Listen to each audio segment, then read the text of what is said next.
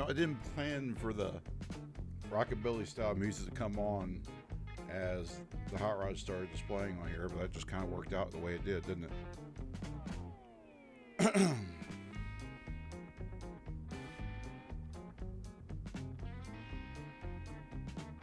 go ahead and just let it finish off here.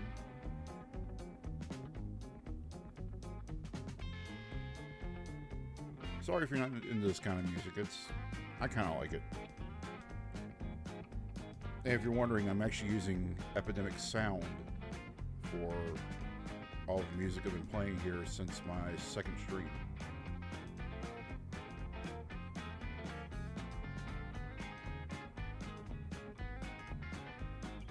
And hopefully this will be a show that I go to again. That's all. Most of this has been from the Grand National Roadster Show, and that's coming up here at the end of January 2025. So hopefully I'll be able to do a live stream from there or do an IRL stream where we haven't really figured it out yet. But that's what I'm going to be working on here in upcoming months. Okay. Let's go ahead and just turn that down and transition into me. Hello everyone, I'm Justin Banner with Carbage. Some of you guys may know me, some of you may not, but my full-time job is working at Motor Trend as a news writer, and I'm doing this to bring you guys more stuff about like motorsports, aftermarket tuning, and things like that. And my goal last week was to do a live stream from the SEMA show, but unfortunately it didn't work out that way because I just couldn't get a connection for longer than 30-ish minutes. I think that was the longest I saw the stream go live there for while I was at the show. So, yeah, it didn't work out. I tried it with the backpack. For some reason, the computer wouldn't log on to Twitch using OBS. Might be just a setting I screwed up because, like I said, I'm new to this Twitch thing. And then I tried it using the GoPro. The GoPro worked for the most part. It actually did. It actually started doing my IRL streaming from my. I didn't put it on my shoulder hardware like I thought I was going to because the cable to plug in the auxiliary battery wouldn't. It hit my shoulder, so that was a little bit of poor planning. But I backed it up with just switching over to holding it with a monopod of sorts, and that worked fine. And then right after I got done with the gear wrench interview, that's the first time it shut down. And it looks like for the most part, worked really well. It looks like that part of the broadcast went off without a hitch. I get towards the central hall, and that's where the first issue comes up, where nothing wants to connect anymore. And I'll get it connect for a little bit, but it's kind of spotty. And then, like I said, about 15, 20 minutes later, it shuts off. I connect again. Looks like I got the interview kind of out with the guys over at Ring Brothers, but not fully. Unfortunately, it appeared to have been really spotty and bad. After that, I did try it one more time, but unfortunately, it just gave up the ghost in a sense, and it was just like it wasn't going to try again. I don't think it was anything wrong with the GoPro. I don't think it was, looking back on it, I don't think it was anything wrong with the phone. I think it was just, there's so many people at the SEMA show. It's incredible how, like if you went on Tuesday, you would think, oh, there's a lot of people here, but not as many as people have said in the past. But unfortunately, Tuesday was also our U.S. election. So not a lot of people showed up. Then on Wednesday, oh wow, there was a lot of people. Everybody finally showed up for it, and it was packed. Wednesday, and you guys, for that brief few moments that I could bring to you, you could see that the show absolutely was packed at that point. Excuse me. I'm dealing with something with my throat.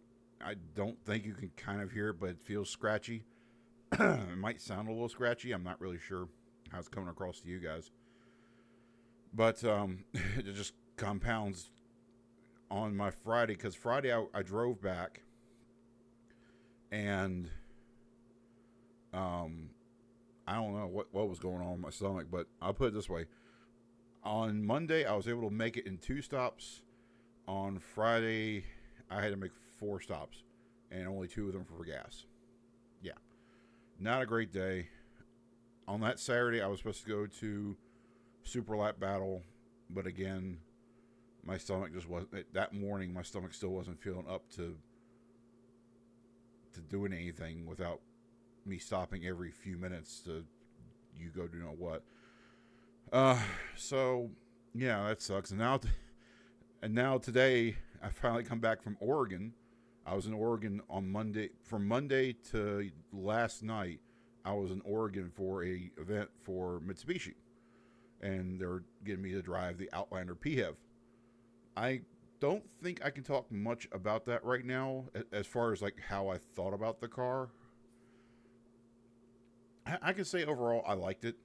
It was a neat little vehicle, nice little PHEV for somebody that's just getting into it and wants kind of a nice mixture of the internal combustion and EV experience. But I won't say how it drove. I won't say how it felt, because I don't think I'm allowed to say all that yet. But I will talk about the trip. The trip was amazing, because I can talk about all this, because as long as I'm not talking about the driving, I'm going to talk about whatever else I can. And I actually saw the photos on the camera. Well, I don't think I'm going to show you that either, because it may be part of the story that I want to do with Motor Trend. So that may be why you're not going to see that tonight. But I can tell you that it was in Pacific City, Oregon, was where we eventually ended up. As a matter of fact, let me think about my phone here for a second. I'll go ahead and make sure it's on silent mode, so that way I'm not disturbed. But I will still see it because the phone's going to be right here. Okay, so Pacific City, Oregon. It's, even though it was it was drizzly, and most of the time it was quite rainy. What a beautiful place! It's I had visions of me attempting to find a way to live there. It was that beautiful. You're not that far from the Pacific, hence the name Pacific City. And I can show you one place we were at, because there it is.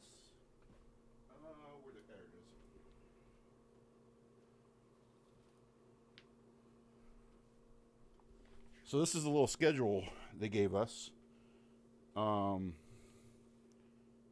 Headlands Coastal Lodge, that was a place, and I got to see that rock. That's cool to look at in person. It is such a cool little spot, not far from Tillamook. Okay, you can't see that. If you're familiar with Tillamook, the dairy and creamery, that it is at Tillamook. And we got to go into the little, not really museum, but it kind of, excuse me, again, it's something related to my sinuses. I don't feel sick, but my sinuses are definitely draining. I think it's because of the weather change. It happens to me all the time when it comes to weather. But anyway, we were in the Tillamook. You can see some of the cheese getting packed. And you got to walk through a whole little display on how it's done, how they raise their cows. They even showed off the cow brush. That was kind of neat. But yeah, I got some stuff from there. Got a really nice smoked cracked black pepper cheese that I really wish was in stores, but it's not. I may have to order that again. And I also got some 2012 vintage cheese. Just something to try, because it's like, if I'm going to get an aged cheese, I might as well get the oldest I can find there, and 2012 was it. But also went up to this one park. It was south of the Headlands, just off the 101. If you're familiar with that area in Oregon, it's just past a golf course. I brought that up to somebody and said, "Oh, I know exactly where it's at." And it's a little bit drive up from that point. And again, you could see the Pacific Ocean. It was churning. You could that second short I posted. That's where I was at. That's that. And you could see how the seas were churning there. It was cool to watch, and just to go to sleep with that as your background. That was amazing too. And it had a little fireplace inside. I did try recording video in the room. In hindsight, it was not great. I believe that it was just too dark, so I didn't really record anything that Wednesday night. Oops. And unfortunately, the timing didn't really work out either for me to do a stream then. So, yeah, sorry about that. But, like I said, I don't think there was any issues with my GoPro.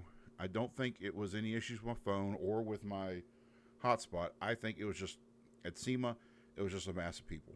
So, but I'm pretty certain that if I had enough time that Wednesday to do a live stream from the room, I could have. I just needed better lighting because it was dark. Which, it's a hotel room. It's supposed to be a little bit on the dark side so you can sleep comfortably while you're out in a strange bed. Oh, man. But seriously. But beautiful place. That Pacific City, Tillamook, all of it. Just beautiful backcountry like areas.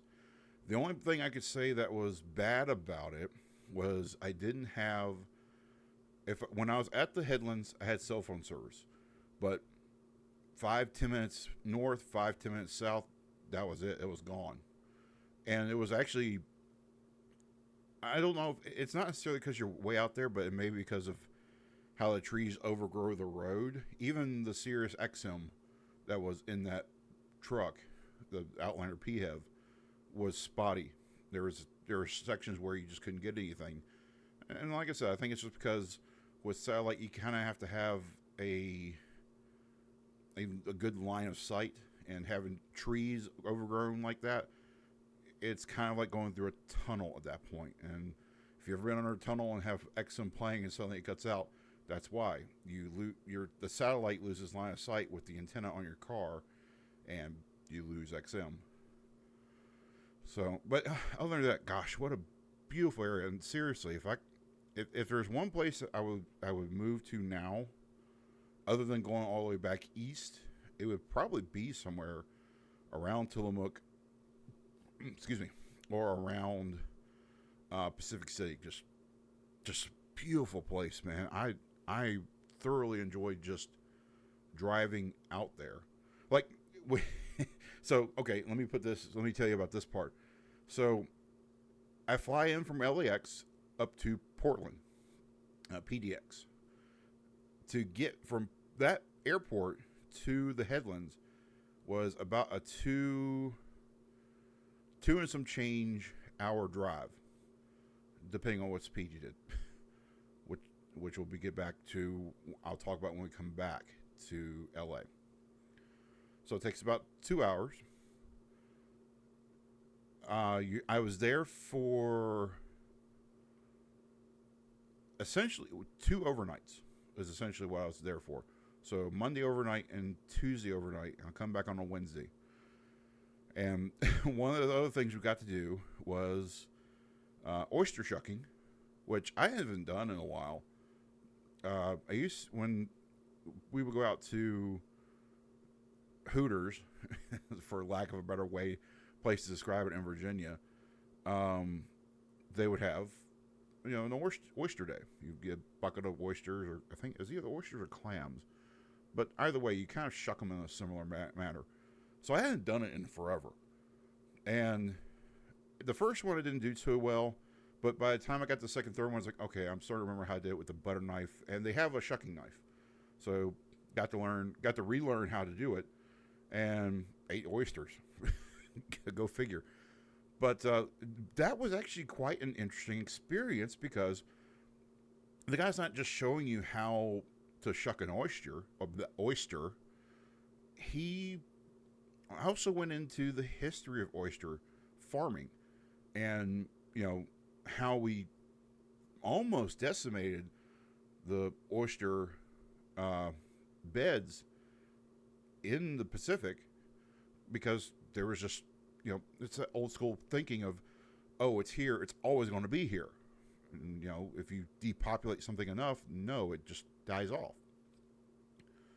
So there was an oyster that was native to the Pacific coast, and I don't remember what it was that he said. It had a name that sounded almost like Oregon, but I can't remember. Anyhow, that's beside the point. He also went into how an oyster becomes an oyster, and how oyster farming probably got started, or at least oyster eating got started. He said he knew it's been over 100,000 years or so, something like that, because you can find oyster shells or the remnants around human encampments, native human encampments, on the Pacific coast and anywhere else there was an oyster farm. And then you talk about how the specific oyster that we eat, at least here in the Pacific, it's the Pacific oyster. That's literally what it's called. And interestingly, that oyster actually originates in Japan. So this is just after or around World War II that they bring over this oyster because, again, we have depopulated the native oyster we had, but the specific oyster, which actually has a different name in Japanese, he couldn't remember. Kyle is his name. They brought it back here, but of course, at that time, Japanese people couldn't really own a business because xenophobia and World War II. But, man, this is seriously getting bad. But they bring it over and basically, excuse me, they basically restart the oyster farming community on the Pacific coast with the Pacific oyster. And there's actually a reason, if you look at one, it kind of has these waves to its shell. Well, it's not because it's how they it is a little bit how they naturally grow, but their shell shape will come from where they're farmed or where they're found. If it's natural, they look a little more natural, but because these oysters are farmed and they're put onto these, it's not quite netting. It almost, the way it's described almost reminds me of like cheesecloth of sorts, but not quite that. Because it still allows the phytoplankton and plankton and bacteria that oysters feed off of to still come into that bag where these oysters are grown and allows them to feed and grow. Just double checking here. Did I pause that? No, I didn't. So yeah. So I learned a lot about oyster farming, oysters, more than I would have known before, but it wasn't boring. It was actually really interesting. And Kyle, the instructor that we had, he grew up around this stuff. I think his father, or was his father or his grandfather, somebody in his family got him kind of into it as a kid. And he actually works at the Headlands. He's the guy that takes care of the oyster stuff for serving and feeding people. He actually mentioned a really interesting type of crab cake that he makes. He says he's not sure where it originated either, but it's a crab cake that he'll first roast the oyster in the oven to get it to pop open, puts that oyster on top of the crab cake, and then broils that. It sounds delicious. I'm going to have to get brave and try that one day. Brave and a little dumb with money because, even though oysters are farmed, they're still kind of expensive. But yeah, that's something I really want to try. Later that night, actually, before we have our dinner, we do not bartending class, but basically we were taught how to make a mixed drink. It was a spritzer. It's an almond spritzer, but it's interesting. It was a vodka based almond spritzer that you also put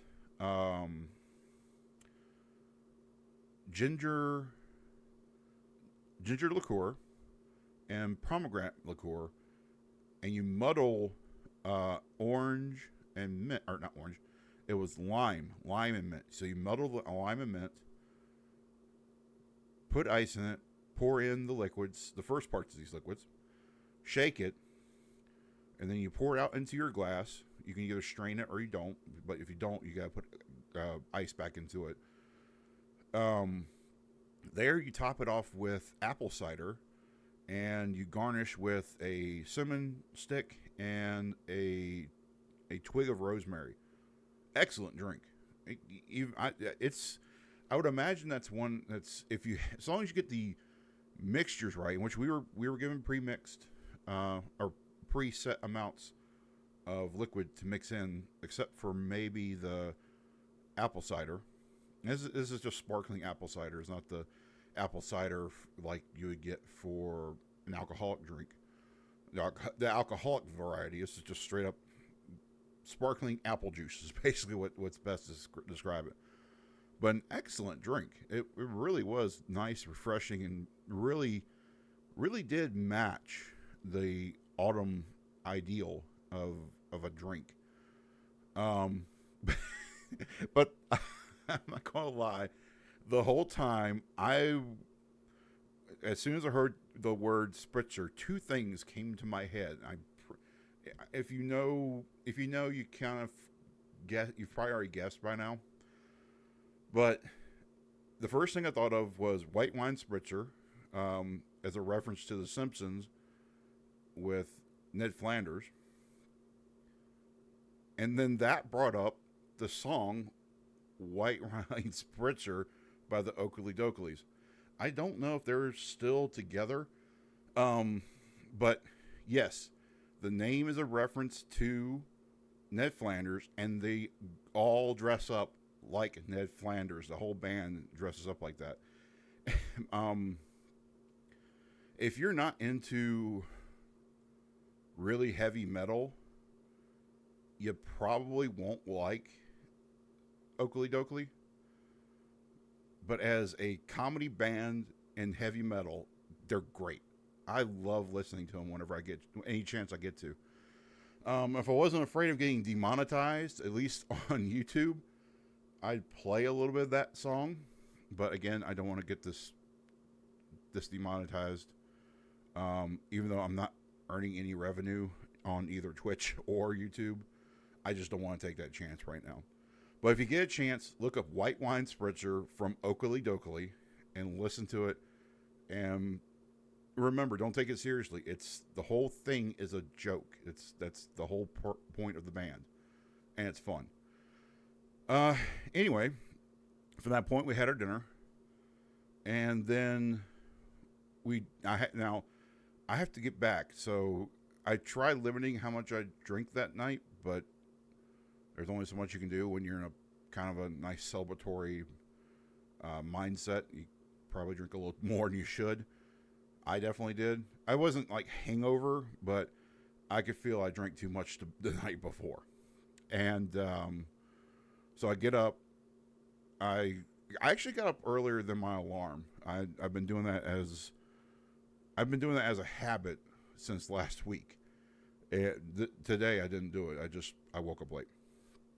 Well, later than I had. Like, I got up on time to go to work at Motor Trend, but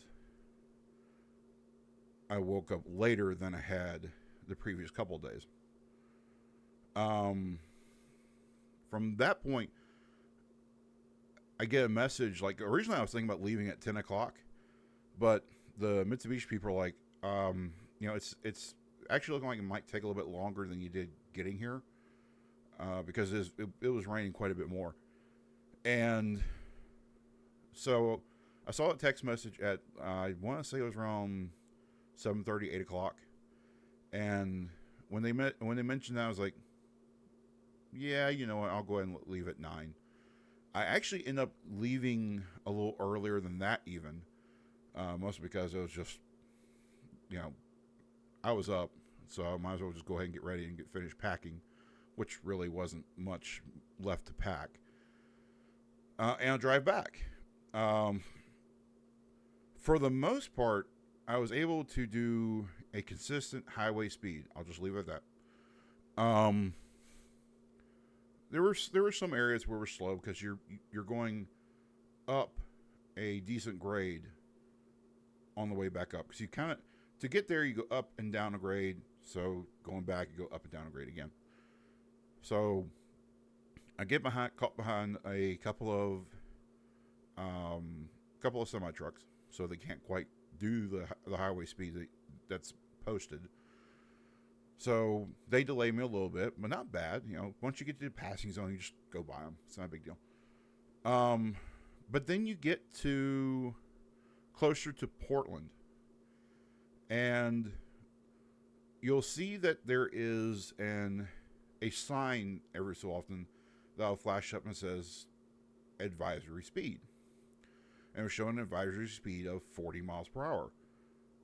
But the speed limit is still posted as 55.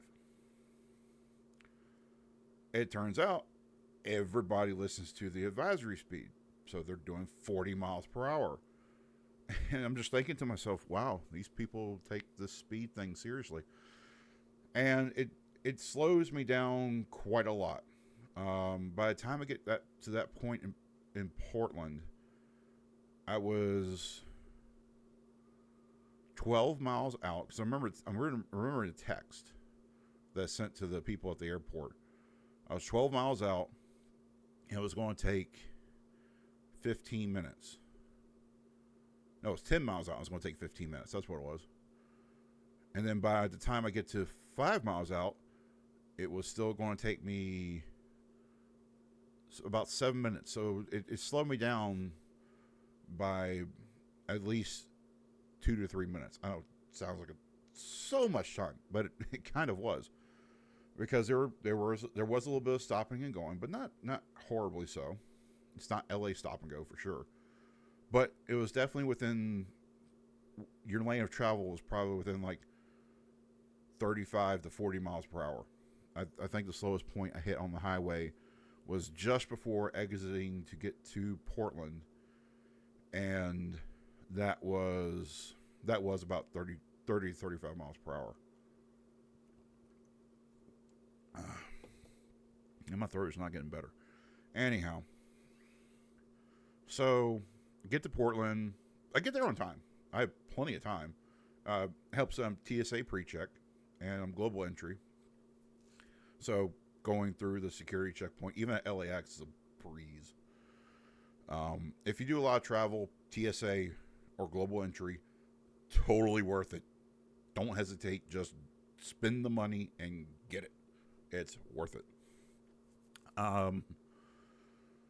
So I get to PDX, and you know, it doesn't take that long to get through security. It's pretty quick, and the flight out wasn't too bad either. It was quite smooth. Well, it wasn't totally smooth because of the weather that was coming in. There was a lot of turbulence, so it was quite bumpy. And then getting back to LAX, I grabbed the taxi because for some reason my Lyft, the card I use for my Lyft rides, LYFT if you're not familiar, it just doesn't accept it anymore. It started at SEMA.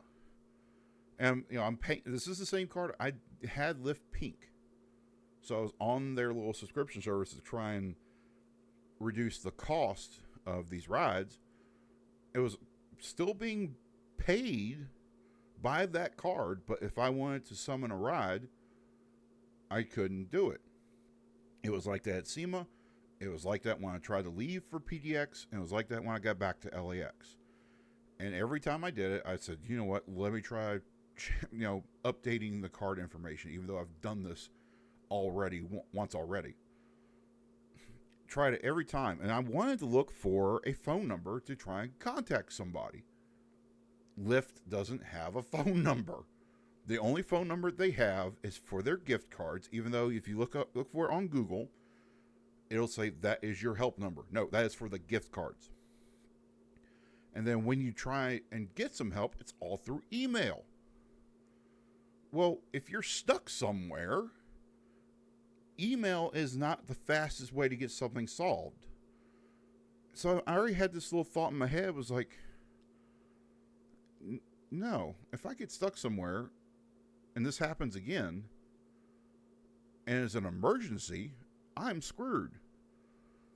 So that night, and I asked her, like, why, or her, it could be a him. You don't know with these emails nowadays. It could all be AI. But I asked whoever was responding to my emails, I said, why don't you have a phone number? And their answer was, because we only want to have a phone number for between two live people is during an incident. What? That was a thought that popped in my head. It was like, wait, if there is an incident, you're calling 911. You're not calling Lyft. And it just struck me as ridiculous, and I just said no, forget it. I'm canceling. I canceled my Lyft Pink, and I've taken the app off my phone. It's not there anymore. So I am. Fortunately, it turns out that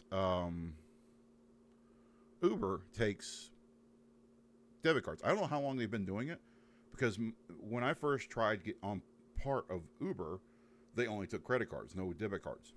Now they take debit cards, so it's like, screw it, I'm switching to Uber. So yeah, that became an adventure.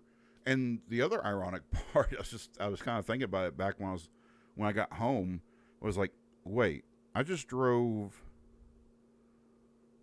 I think I live about, because I had the taxi drop me off back at the parking structure that we use for Motor Trend to drop off the cars that we're getting into for testing, for review, and things like that. And I parked my car there when I'm in one of these test cars, because parking here is kind of limited.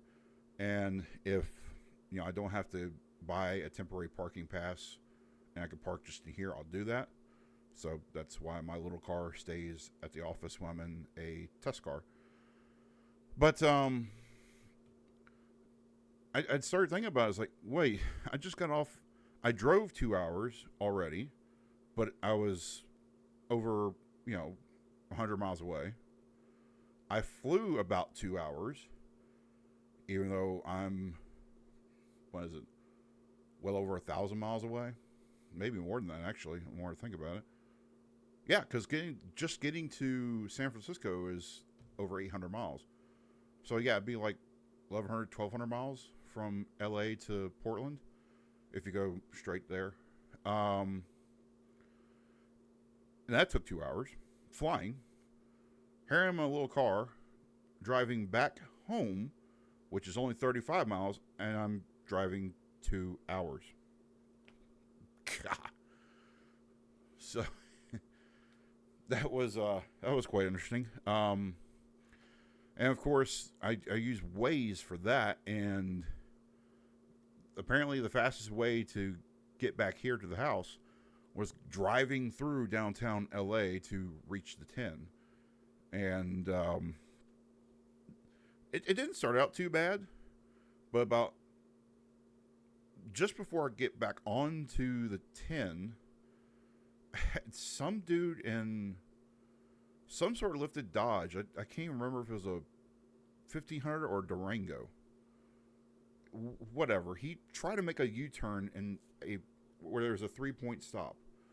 So he's trying to make this U-turn, but he just does it as I'm getting ready to take off because he doesn't signal and doesn't intend to alert anybody that he's doing anything. He just does it.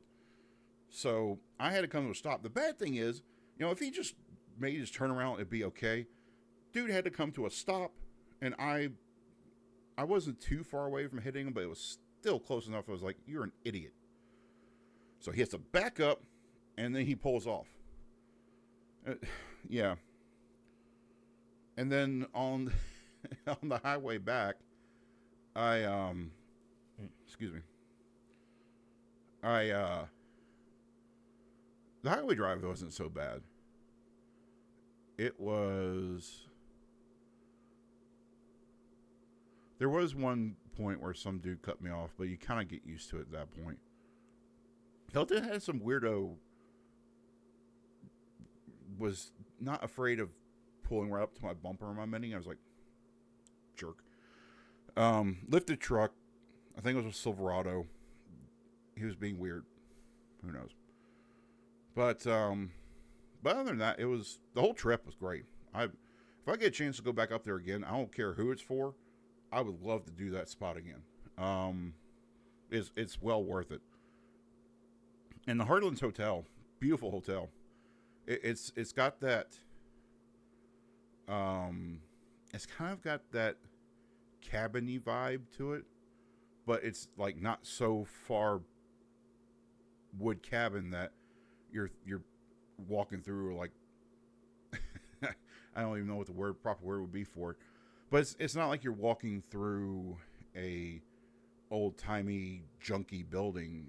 It's modern enough to be nice, but cabiny enough to kind of let you know that you're not in a city environment. Beautiful hotel. I loved it. I loved that trip. I loved even just driving around there was wonderful. I would do it again in a heartbeat. And again, I even was thinking like, how much is a home out here? I was seriously contemplating on living out there. But that's not in the cards for right now. Okay. What else can I talk about? Oh yeah, I was talking about Grand National Roadster Show. I know it's not on the agenda that I listed on Twitch here, but the Grand National Roadster Show is a show I'm looking at doing. Oh no, I'm sorry. I'm thinking a little too far ahead. Hot Pit Auto Fest. I still need to talk to them. I actually do. Now that I think about that, I still need to shoot them an email and see if it's okay for me to stream there. Because again, that's going to be the last official event I can attend as media at Irwindale. And it's drifting. Might as well go back to my roots, right? So I need to contact them. If I can do it, I will definitely do a live stream from there. I know they have their own live stream for like play by or commentating during the events. So I'm not looking to do that. The thing I'm looking to do is just talk to everybody, do a live IRL type stream where I'm doing the camera thing and just talking to the drivers that show up there, talking to Jeff Jones if I can get a hold of him. So I'm a SEMA, so that was cool. Didn't get a chance to ask him anything about Hot Pit Auto Fest. So I may go ahead and talk to them and see if I can get that live stream done.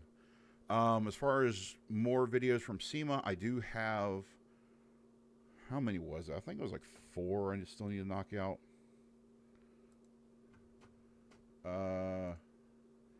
Yeah, so I have that interview from Ring Brothers where I was trying to do it as a live stream.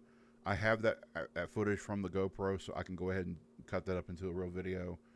I've got footage from OE Wheel, Kumo Tire, Dave Borla, and I think the big one that's going to be coming out will be from the Ineos booth where I talked to John Sabal and the guys behind Devil Z. So that's definitely one. I may try and work on that a little bit tonight after I get done with streaming. I probably will only stream tonight till 9 o'clock because that'll give me about 2 hours. But I don't know. I'm kind of debating on that because how my throat's feeling. But yeah, so I have those videos coming up, and I think, like I said, the one with John Sabal and the guys, including the owner of Double Z, is going to be a good one. Borla, I think, is a good one because we go into talking about the Borla sound system that's for EVs. There's been some changes on that, so it's delayed the official launch of it, like as a full blown product beyond the testers they've had. Kuma Tire is kind of cool because they have some new tire technology. I think it's interesting. OE Wheel, they've grown up from when I last paid attention to them. So they've gone from being an OE replica company to now stepping into the aftermarket and offering off-road and I think some hot roddy wheels. Well, not hot roddy, but like modern muscle wheels. And of course, Ring Brothers. You can never go wrong with those guys because we did we talked about Tucka, that square body Blazer, and we talked about their bloody powerful Grand National, and actually there's technically a second interview within that framework with the Chevrolet C8 Corvette Z06, I think it was, but it's a twin turbo wild car in itself. Great looking paint job for a green color. It's like I would say it's a darker color than this can. It's kind of like, it's not really a forest green. It's kind of hard to describe. You'll have to see it in the video. But it's a really nice looking green. I really like the color on it. So, yeah, I've got those videos to come. And like I said, when it comes to when it comes to the next show, as far as like auto show, I think the one that I'm going to do is Grand National Roadster Show. But if LA Auto Show looks promising, it kind of does now. They just released a schedule of what's going to happen there. At first, it really looked like it was going to be just an absolutely dead show. And now they've recently released a schedule of events, and there will be some announcements from Kia. There's going to be some announcements from Dodge, or Stellantis, I should say. Ford has some sort of media thing happening there. I have no idea what they're talking about.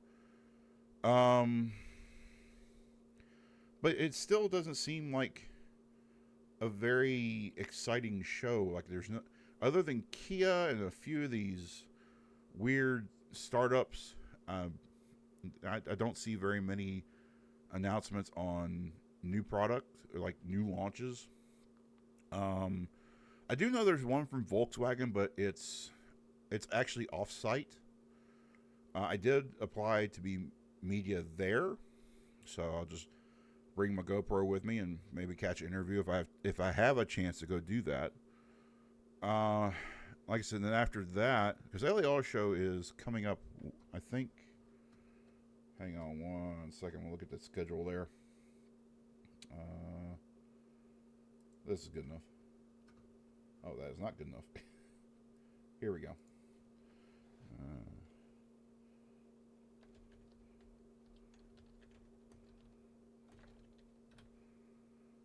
So, the media days for LA Auto Show is known as Auto Mobility LA. And it's coming up on November 21st. That is, 2 weeks? 1 week? Next week, next Thursday, as a matter of fact. So, I technically have a pass to go do that through Motor Trend, but I don't know. I'll have to feel it out. I'll definitely I'm going to be bringing my camera gear regardless. Mostly just to get stuff done for Motor Trend. But as far as doing stuff for YouTube and things around here. I don't think there's anything really worth, covering for that particular event. Most because, like I said, there's just not a lot of big OEM stuff going on. And in the one OEM that's there is Kia. I don't think there's anything major going on with Kia's launches. At least I haven't heard anything. And like I said, Stellantis, which would include Jeep and Dodge and all of them. I don't think there's anything interesting going on there for LA Auto Show. They may be doing something. No, I don't think it's going to be anything terribly interesting. Maybe just some late model refreshes, that sort of thing. But as far as like debuts and things like that, yeah, I don't think we're going to get anything like that during this show. So that would mean the next show I could potentially do a live stream from would be Grand National Roadster Show. And I'm in contact with the people there. And because, there's not such a mass of people like there are at SEMA, I think this has a better chance. And I might be able to do this as... I may do it just as I bring my GoPro with me and connect through the app to give that a try again. I may just try that over the weekend using my hotspot and just doing like a random test. So you may see a live stream pop up that's me doing IRL, but it's just kind of a pop up. Maybe I go walking or something. I'm not really sure. Depends on how I feel, because like I said, right now I'm not feeling great. But again, that could be because that's probably just because of weather change and science has decided to go bleh. So yeah, so Grand National Roadster Show I think is going to be kind of fun, because I know I've brought that to you guys when I was doing Carbridge as my thing. I did it as I did it as a freelancer with Speed Hunters. I think it was Speed Hunters. I can't remember if it was Speed Hunters or Hoonigan, because there was a little bit there I was working with Larry and Hoonigan. It may have been Hoonigan. I can't remember if it was Hoonigan or Speed Hunters, but either way. So we went. I brought that to you before, and I also done it with Carcraft, of course, during my freelance bit there. So I know it's a great show, regardless of how I bring it to you. Again, the backup, if there's something, I should figure it out by that point. I don't have too much doubt. But I believe I should be able to do it without too much of a problem. Again, not such a mass of people. There's going to be a lot of people there, don't get me wrong. And I'm definitely going to try and pick a day that is a little less populated, so I may be taking another stint of paid time off to do this. So I will try and choose a day that's I know it's going to be the least attended, so it's probably going to be one of the weekdays leading up to the weekend of Grand National Roadster Show. But again, I have to talk to those people to see what day I can officially do it, or what days, because there may be multiple days I can do it. But really, I will only do... Realistically, I probably only do one IRL stream from there, because you do it for multiple days, and it may get a little tiring, but I'll see how the show is laid out. If it's big enough, as if the experience is big enough, I may break it up into 2 separate days. Like, here's what's inside versus here's what's outside. Like I said, I got to see what's kind of on the agenda for GNRS. And what I would love to do is capture some of the people that are doing the pinstriping live and on the show floor. Because it's an art that's fascinating to me.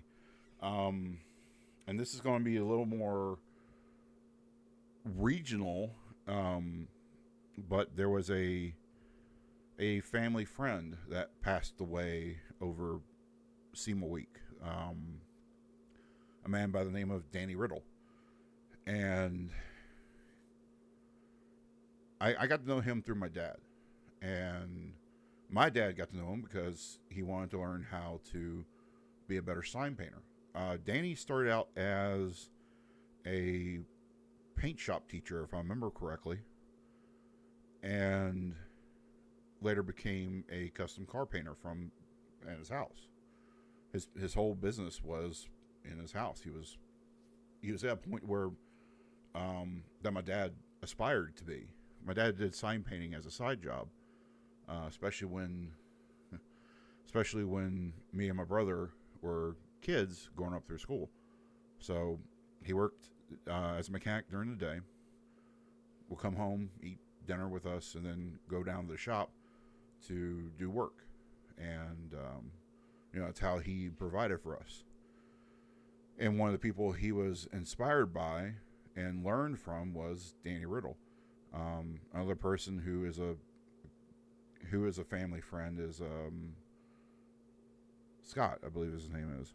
I haven't interacted with him quite as much as I did Danny.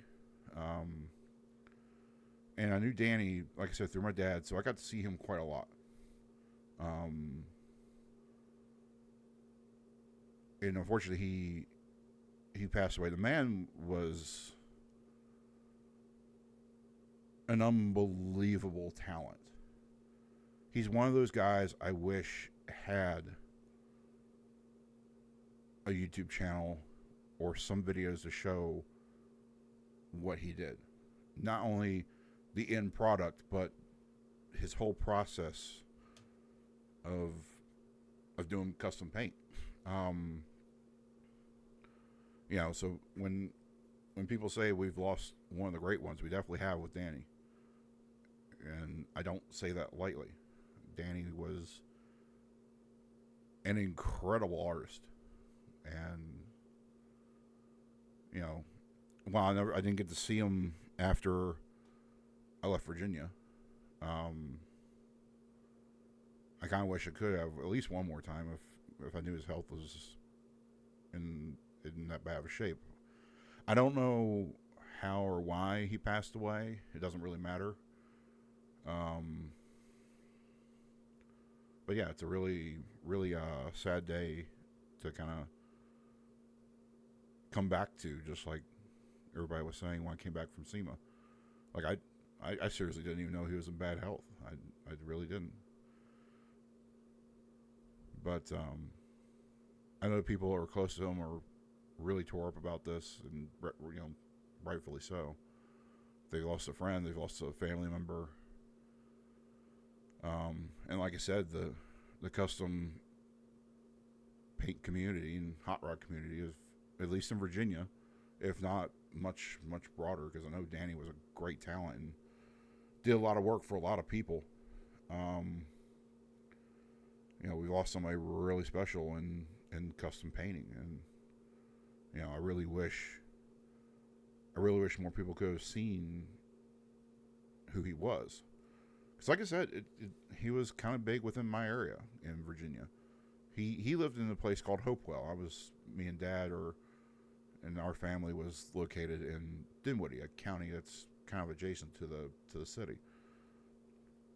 So he was really well known within that area. And like I said, more than likely, if you went even further than that, probably within a good chunk of the East Coast probably knows who he is.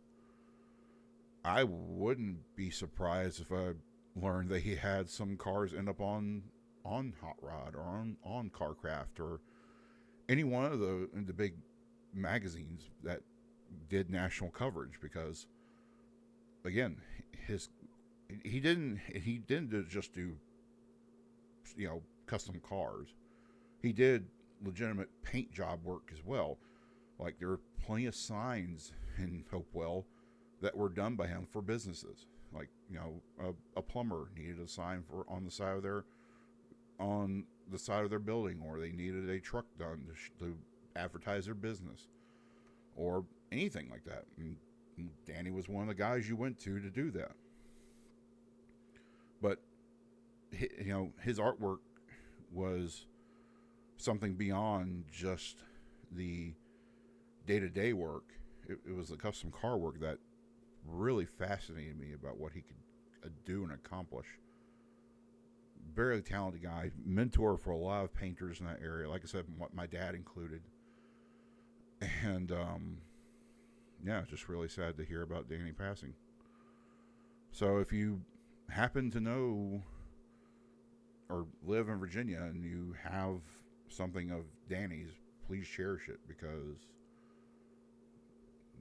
he's not around anymore, and we're never going to have that again. You know, it's honestly, kind of thinking about it, I've been wanting to try and get back into trying hand painting again.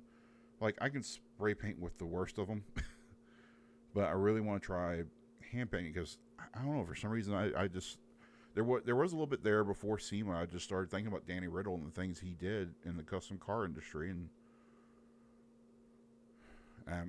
it's kind of got me thinking about trying to get better at painting myself, and because it is an art form that's not dead, not quite dying, but it's definitely an art form that's, I think, not as appreciated as it could be, at least in the general sphere of the automotive culture.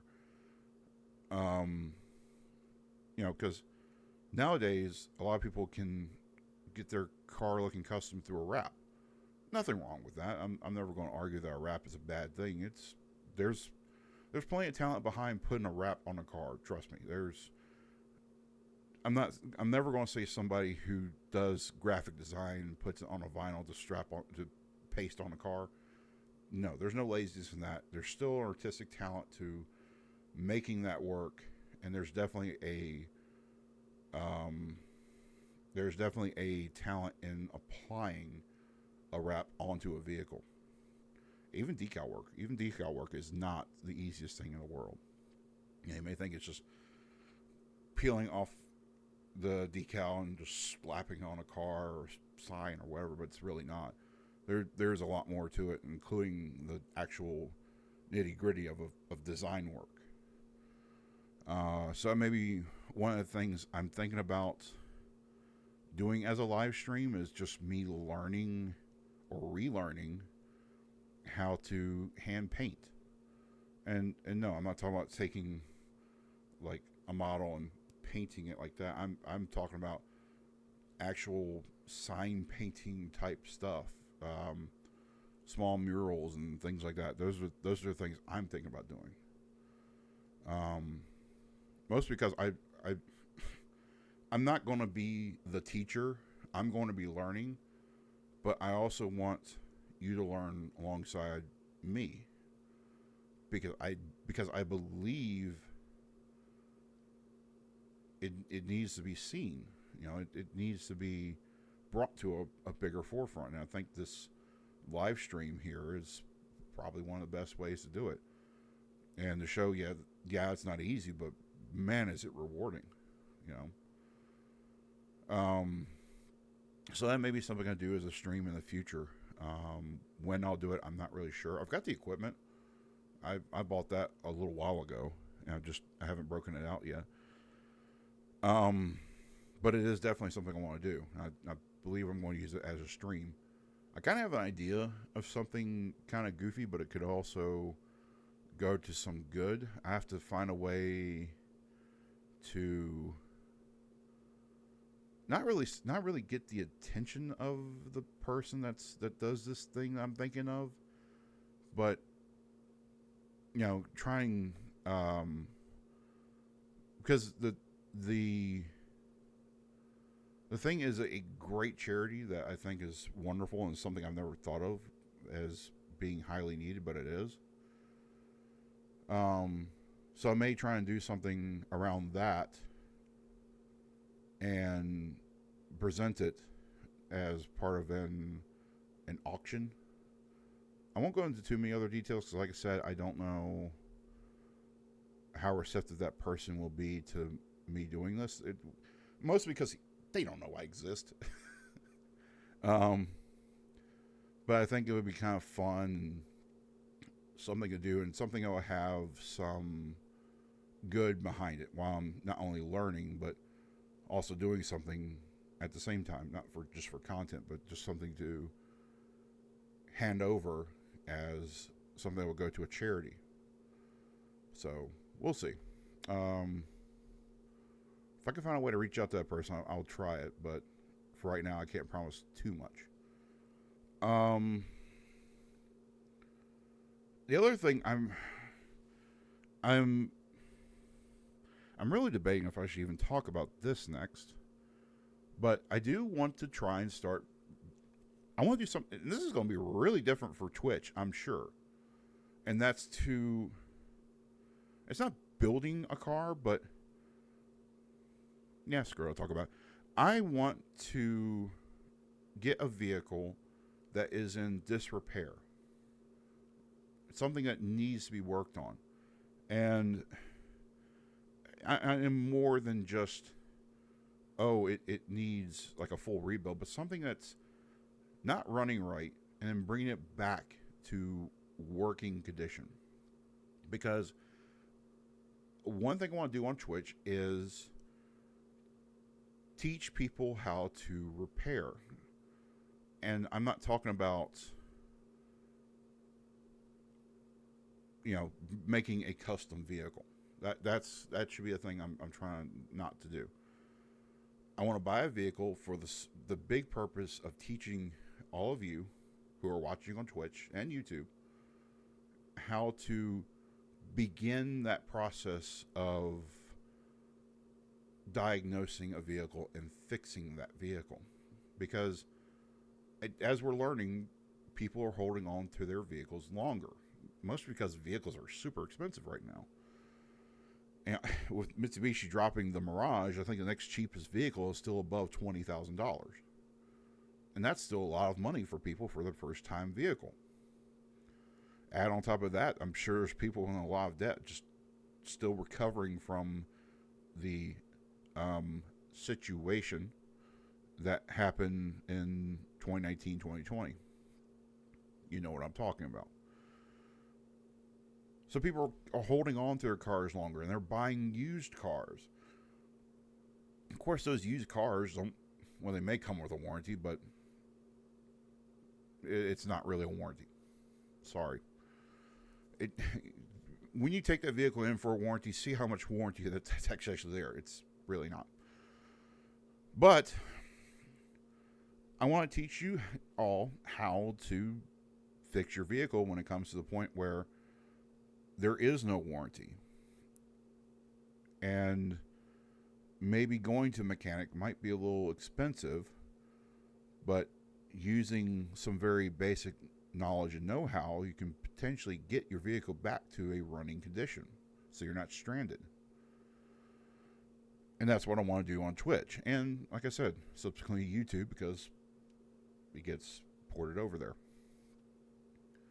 Now, the vehicle I had in mind, and it's still available up for right now, is a 1989 Jeep Cherokee, I think it was. Let me check. Because I have it saved. Oh, no, it's a 1986 Jeep Cherokee Chief.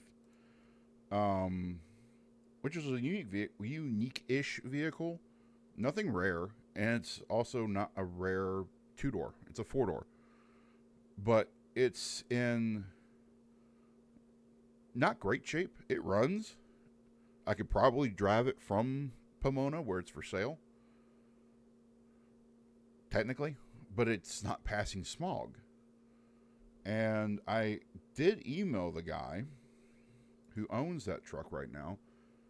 And he said that his mechanic told him it was air leaks that was preventing it from passing smog.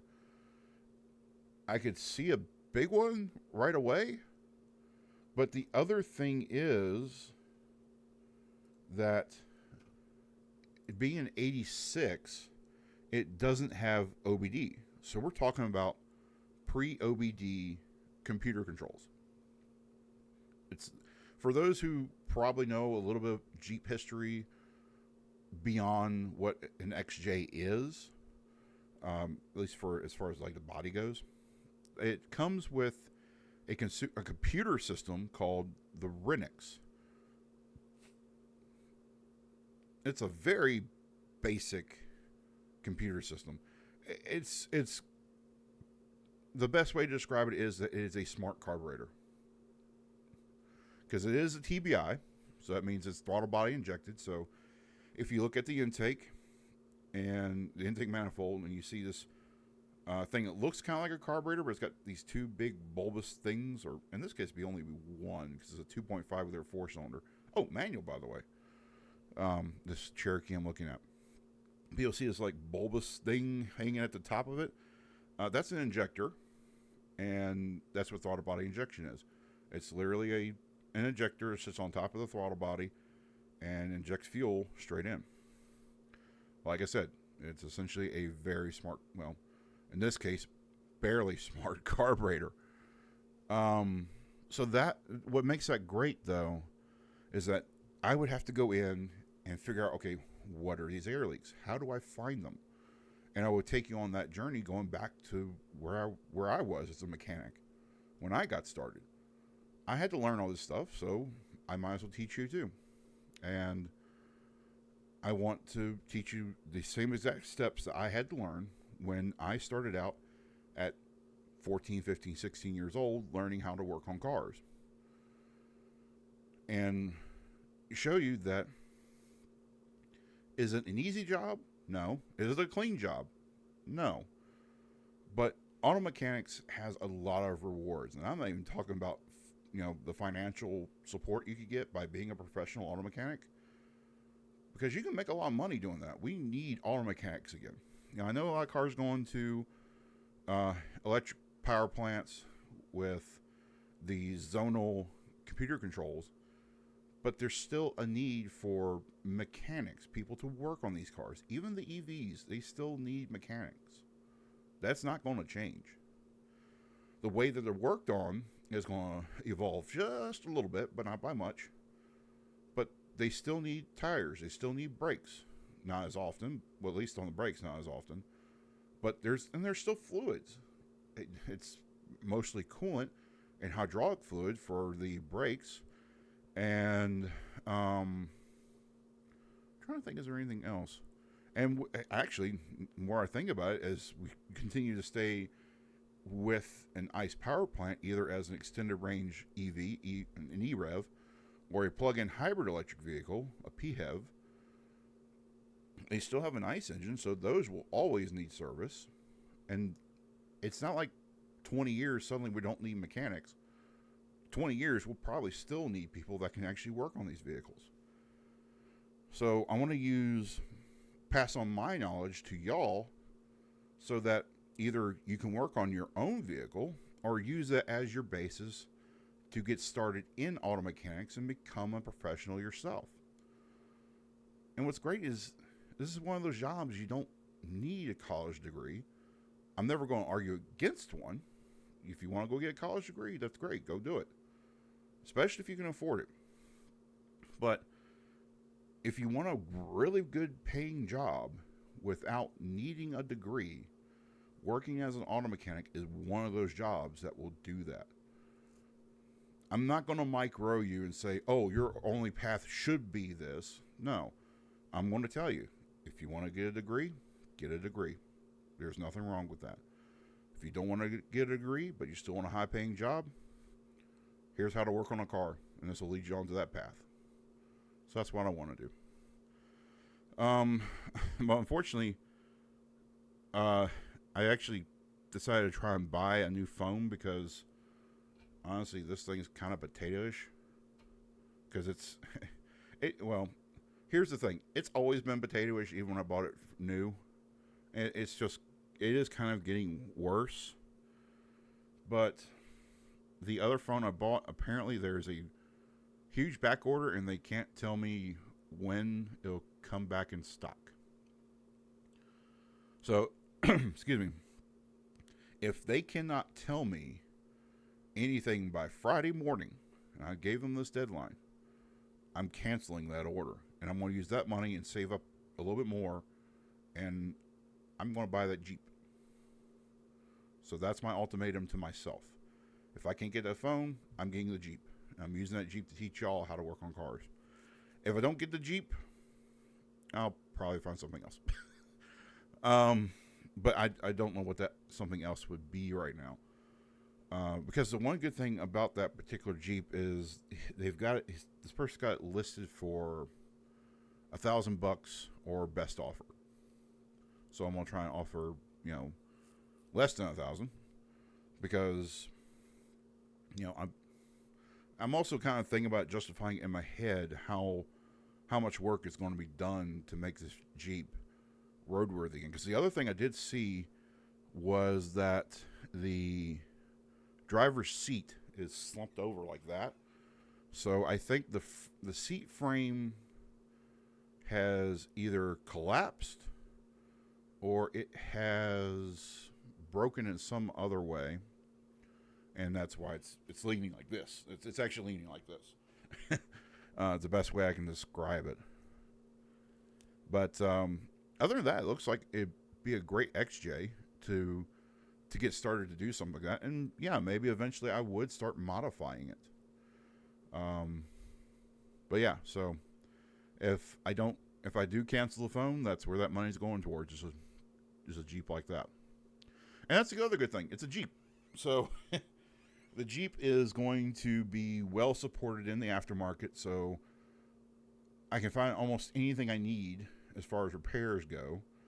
It's simple enough that repairing it is not going to be an issue either. And the other great thing is it's a four-wheel drive. This one is. I don't have to do any kind of weird conversions or anything dumb like that. It's already a four-wheel drive. I'm not buying a two-wheel drive manual. It is a four-wheel drive manual, so that's the other great thing about it. So we'll see. And the other issue is I would have to find a way to get it here. Like I said, I could potentially drive it from Pomona. It's probably not on updated tags, which is why it's not smogged.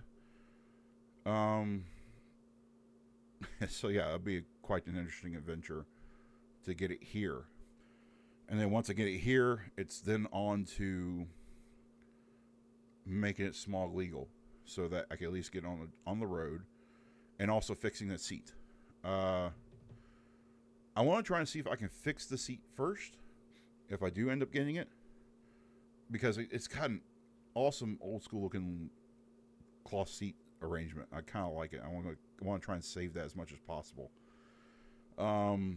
So yeah, that's kind of the plan. If it all works, it'd be great. And I'm not wishing or hoping that the phone decides to never show up here, or they can't tell me. But in a way, because I'll be honest, I'm quite excited about doing that, because like I said, I'm passing on knowledge that I was given as a kid, and hopefully, with Twitch, of course, many of you guys are probably going to be a younger audience. So presenting that to you guys and teaching you the same things I learned and used as a mechanic for the many years, and service writer, again, another great job that you don't need a college degree in, but having some general knowledge in auto mechanics will help you get into that career as a service writer. Is, again, I want to pass on that knowledge so that you guys can see that, this is not as bad as I thought it was, and worth doing. Oh, I forgot. I want to show this off too. So let's get off of that. I keep mentioning in the gear wrench video that I have that new diagnostic tool they sent me, and here it is. So I haven't, other than taking it out of the shipping package, I haven't opened it yet. I don't really do unboxing videos, but I may kind of do one for the YouTube channel. So that's not going to be a live stream thing. That's going to be a YouTube thing, and show off this new diagnostic tool from Gear Wrench.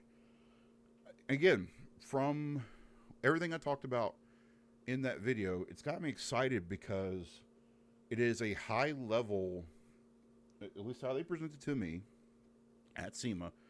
It is a high level diagnostic tool. This is not the Bluetooth code reader like this guy, where it connects to your phone, but it's not super expensive.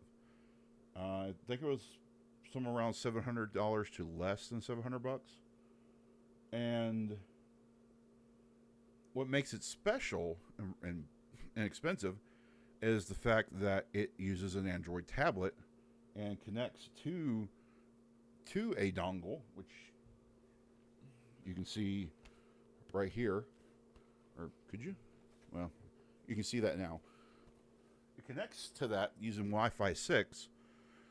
So that dongle is a little more complicated than this guy. This thing is technically just good enough for reading codes, clearing them, and it can do programming on BMWs. That's what this specific one is for, because like I said, I've got it for my Mini. This is an OBD-Link CX. It can technically connect to other cars, but I haven't had much luck at doing that. But it connects to my Mini just fine. And you can use that to help code certain things into your Mini, or your BMW in this case. And this should have that level of capability and beyond. If I can talk to the people at Beamer Code, I think is what it is, and there's one other one that does kind of allows you to do DIY coding on BMWs and Minis. But I want to talk to them to see if they're willing to share any information they know of with this guy, or maybe work with them and try and have that compatible to some degree. But from what I understand, this is a higher level than that by leaps and bounds. Like I said, this guy connects via Bluetooth. That's by Wi-Fi 6, so it's a much more consistent connection and a much faster connection as well. And if you want to know more, check out the video on the YouTube. It's you'll see it. It has that on display as the thumbnail, and it's talking about that with Jarrett Wolf from Gear Wrench. But I'm really excited about that. Unfortunately, when it comes to my idea with the Cherokee, the Renix system is too old. This won't connect to it at all. So anything OBD1 and pre-OBD, this probably won't be able to connect to. OBD2 and above, it'll do just fine, except for Tesla and Rivian. I believe those are Rivian and maybe Lucid. I think those are the three. Those are three that it cannot hook up to right now. All right, that's enough of that. I've actually talked more than I meant to. So let's get into the video game I was talking about. So first, let me transition to that. And let's do...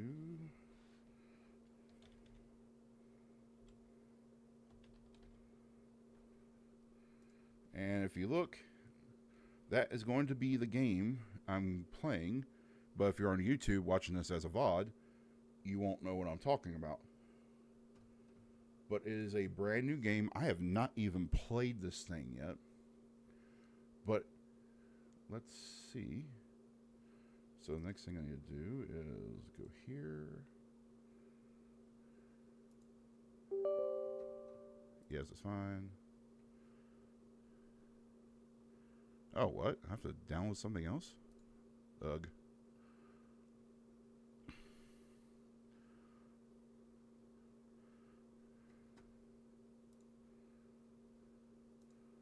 Yeah, unfortunately, it's giving me to download some other little feature for some reason, but once that gets finished, I'll transition back to my Be Right Back screen. But yeah, okay, so let's go ahead and do this as an intro. What I'm going to be playing next, and this is the first time I've ever played it, is pure rock crawling. This is a brand new game from Steam. It was an early access game up to about a few weeks ago. And what interests me is that it claims to have soft body physics on the tires. So I've played games like SnowRunner and MudRunner, and I'll play that tomorrow night, and we'll talk about what the differences are between pure rock crawling and it's working, and MudRunner. So let me get this set up to windowed mode. I'll go ahead and put that on a 60 frame limit. Let's turn VSync on. Okay.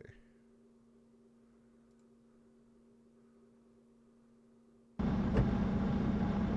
not putting it in window mode. And you can kind of hear it in the background. So let's exit game. Maybe that's what I need to do. Alright, let's go back to that.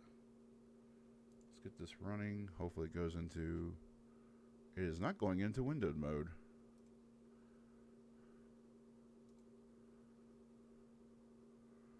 I am unsure.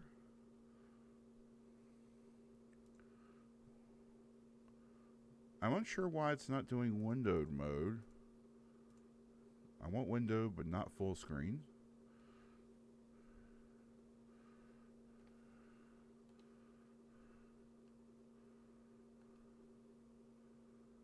Yeah, that's fine.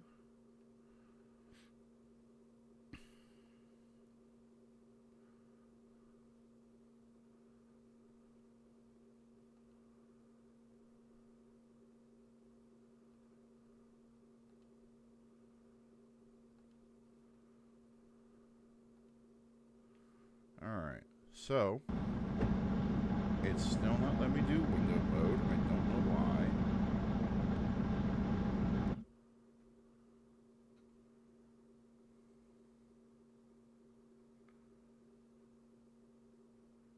But let me go ahead and do this.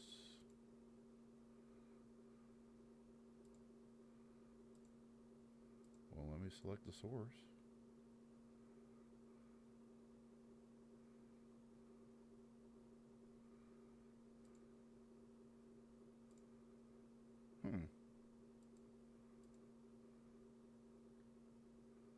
Oh, here we go.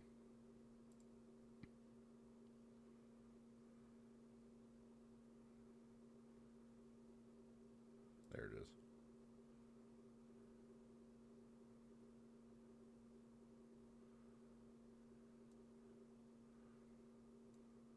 I'm going to have to shrink this down a bit, unfortunately.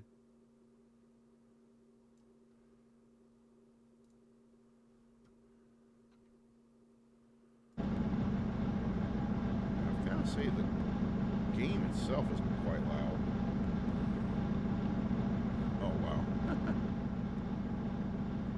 What? What? Why is it hopping? I'm hitting the B button.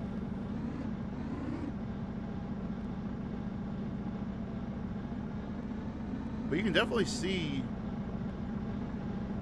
Let me turn this down a little bit, because I don't like using headphones. I don't understand why it's hopping.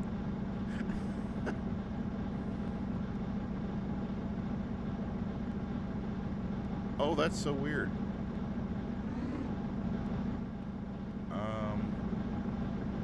Does it offer... Hang on. Wow. Okay.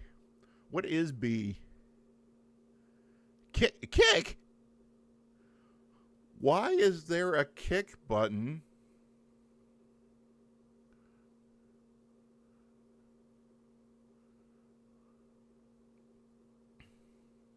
Okay, so that's how you change the camera. Ah, there we go. But... Oh, I was hoping this would be a little more... There's the parking brake. Oh, I was hoping this would be a little bit more realistic game, but why is there a kick function? Oh, come on. I don't know. Anyway, let's try this out. It's kind of nice that it is an automatic.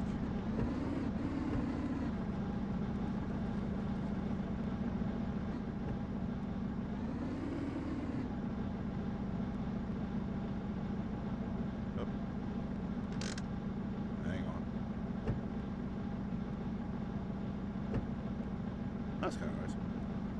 So it kind of has the same gearbox movement as SnowRunner and stuff, where you have to hold. In this case, I'm holding down the left button and using the right control stick to put this in park and drive at least.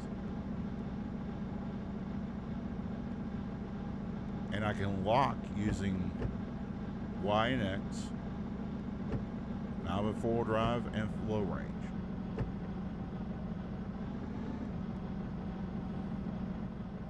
Okay, there we go. Now I can go into the 360 mode. Now let's see just how good these tire physics are. Yeah, it's deforming a little bit, so that's kind of neat. It's a little delayed versus a real tire. It's not horrible. I mean, at least they're getting that part kind of correct. So let's get this out of low range. And let's take the lockers off. And let's crawl. I do love that it's it looks like a Suzuki Samurai. Oh, hey, here we go. So that's not horrible. Like, it reminds me of, if you've ever done RC rock crawling, the way the tire is deforming reminds me of that. Oh, I like that detail. It's kind of, the tire is kind of deforming more like an RC crawler. So if you're not familiar with an RC crawler, RC cars, for the most part, don't have air tires until you get to a really large scale. I think you have to get beyond 1/5 scale even to even think about air in the tires as a realistic thing for an RC car. So they have foam inside their tires, and that the way this tire is deforming and on this little rock, and honestly not really knowing what the PSI is set. I mean, it's not a very high PSI because the tires are deforming just sitting still. But the way that the tire is deforming reminds me more of an RC car crawling around, or at least a tire with some really low tire pressures. Again, I don't think that's not a bad model. It's probably not super accurate, but again, I don't know what PSI they're trying to simulate here. They could be trying to simulate something that's like in the 10, the 15, the 20, to maybe even 25 PSI. Because that's not unusual. You know, you air down so that your tire does deform like this does, so that the tread can actually bite into the various crevices and nooks and crannies that you're trying to drive through. Also, you get more surface area for loose bits like sand. So, you know, airing down is a legitimate thing. It's just in this case, it shouldn't be this low, at least not starting out. But yeah, you would get down to something that low when you start crawling up something like this that we're going to try and crawl up. So I'll tell you what, let's go ahead and get that locker back on. Oops, I still won't full drive. Let's try without low range first. And let's just see how this does.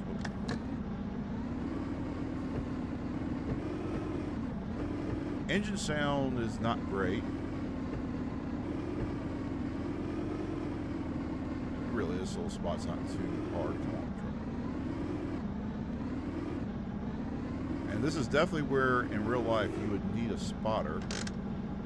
So, in lieu of that, we're going to use this camera. Now, this camera is not bad. It's kind of nice having... That's an interesting divot. Since you don't have somebody that can work as your spotter and having you telling you go left or right or wherever, having a camera view like this is actually kind of nice. So what I'm going to do, though I'll be honest, it doesn't give me. Let me try driving a little bit further. So let me put a little throttle pressure on there and release the parking brake, and put the parking brake back on. That's kind of steep.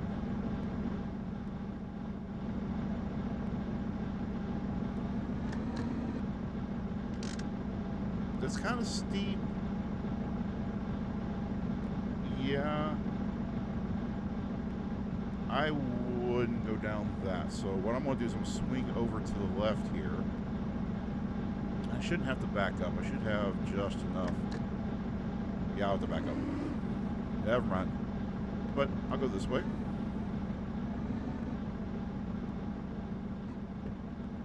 Tap the brake a little bit. Turn right through here. And the reason it's probably being difficult to turn... Oh, I don't like that, though. Yeah, there we go. Nice and easy. It's probably going to tutorialize something here. Yeah, here we go.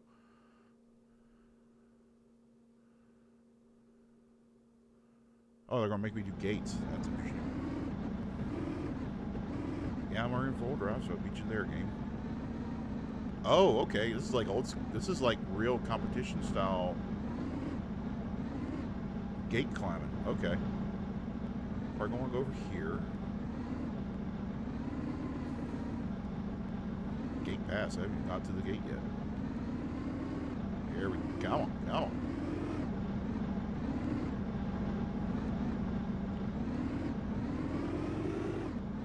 Come on. There we go. I'm trying not to blow it a little bit. Where's the next gate? Oh, hey, come on. I may have to... Look how close I come. I may have to figure out how to... I'd rather shift into reverse than have the brake immediately do it. So, let's see. Is that an option?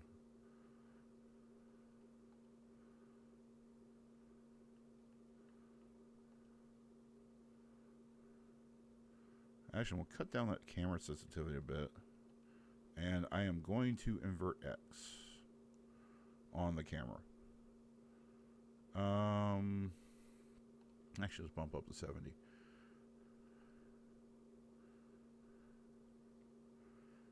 No, it looks like it doesn't allow you to change that, which kind of stinks. Like I said, I don't mind having to hold that to shift like in a park, for example. I'd still like to do that for reverse.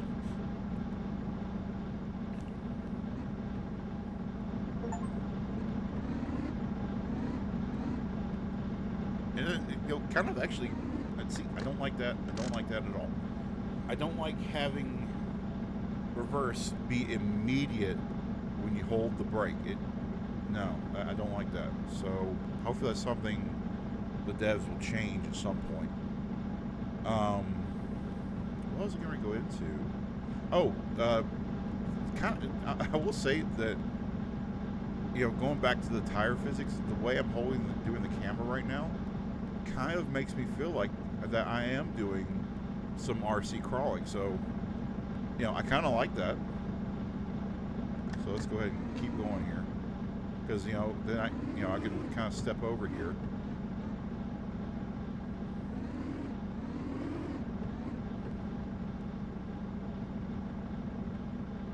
Oh, I've already got lockers on. Game, I am way ahead of you here.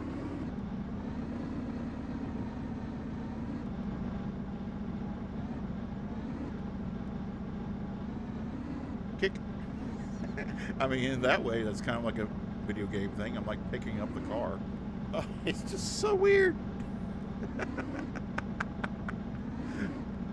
I mean, so far, I will say that this is not too bad. It's definitely a much more realistic-ish game, except for the whole kick function. I do think MudRunner is doing a better, and SnowRunner, for that matter, is doing a much better job on a few other things, like the holding the brake, not putting in that weird boing, boing, not putting in that weird kick function. I really would like to see, that's two things I'd like to see from the devs. Take out that kick function. That's, I mean, at least make it optional. Like, I really would like to see more options on the controller controls. Like turning off that kick function, maybe being able to rearrange some stuff so that you can do manual shifting. And what else was I thinking of? Oh, yeah, being able to turn off the function where you hold the brake and it suddenly goes into reverse. That, I think that should be something that you do optionally. But, how's this rock? I think having the brake... Uh-oh, high center down. But I might... Come on, baby.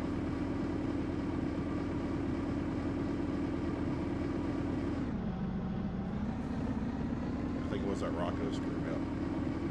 Yeah, there we go.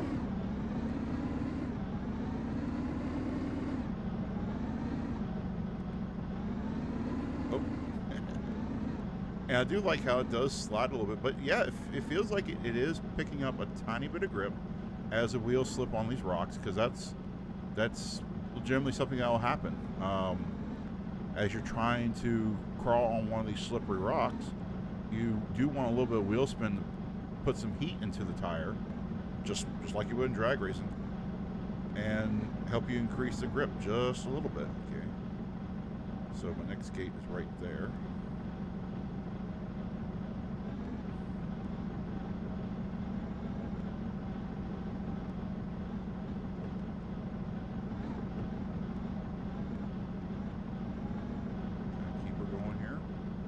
There we go. Oh. I just missed that.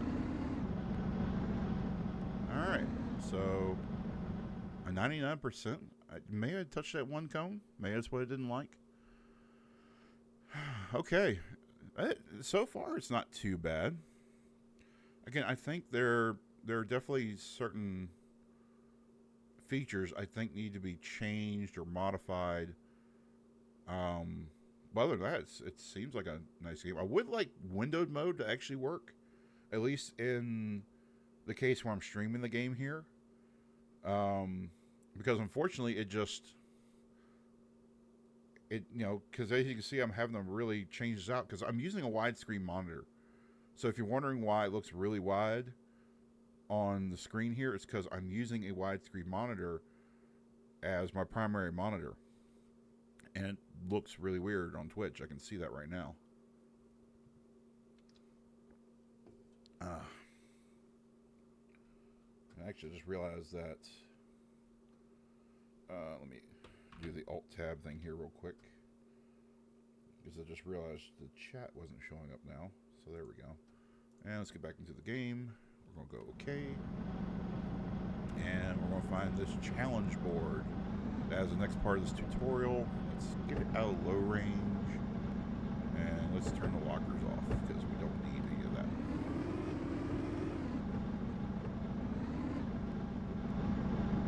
Make sure I'm going to strand down that. I was worried I was going to strand myself, but it doesn't look like it. Again, I do like the starter vehicle is something that looks like kind of like a Samurai, or it's like a mixture of a Samurai, the Suzuki. What's that little truck called? I love the damn thing. I can't think of the name of it. Jimny. It has a mixture of all of those in it, so that's kind of fun. It's more Jimny than it is Samurai, but you know, similar-ish trucks. But I love that that's your starter vehicle. That's fun. All right, let's go find this challenge board. It's right here. Okay, found a challenge board. All locations marked with this symbol, you can start new challenges. Some of them are more difficult than others. That's why before starting a new one, let's find a rescue trailer. Great English there.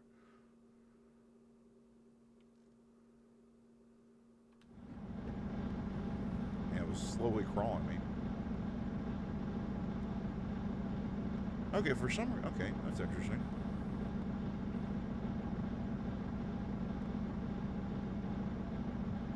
It's showing like as if you should be able to shift. So that's odd. And again, that's something, honestly, hey, stop here.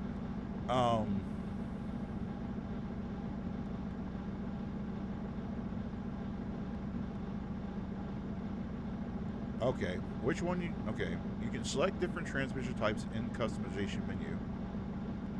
Again, great English. Which one you choose depends on preferences and setup. This one with automatic reverse when applying brakes, as well as one with full manual control dedicated for steering wheels. I don't agree with that. I think you should have full manual control or manual-ish control even with a controller. And I think having automatic reverse when applying brakes should be optional. Let's see if that's where it's going to let me do the optional change. So I need to go to my little house, which is somewhere to my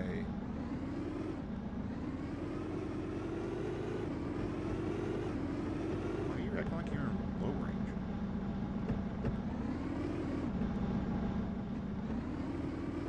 I realize this is a little four-cylinder. It's not going to be super fast, but it should be faster than that.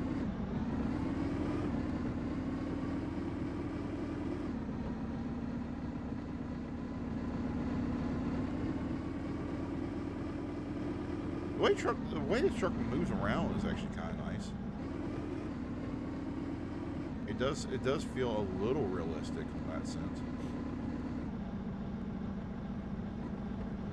So I know they want me to go to that trailer.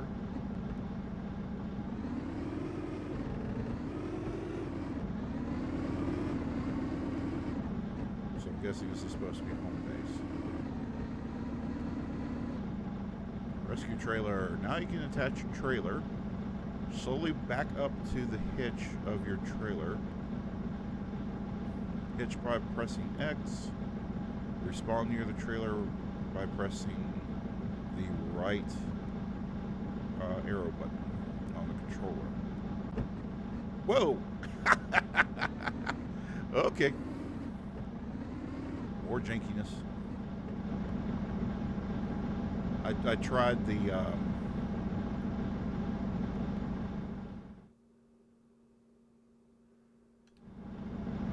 trying to attach to it. Okay. Oh, what? No. That's oh no, game. No. I shouldn't. Okay, good. So there is a bit of difference.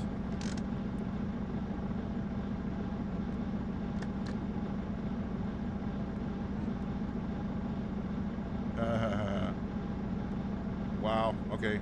Another thing these devs need to fix: how far the trailer actually attaches to your truck. And it's not even centered. Oh dear. Oh dear. Hey, you just bumped into my trailer.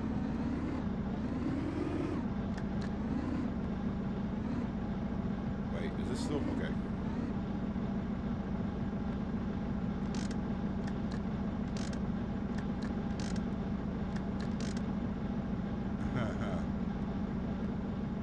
Oh, this is going to be interesting.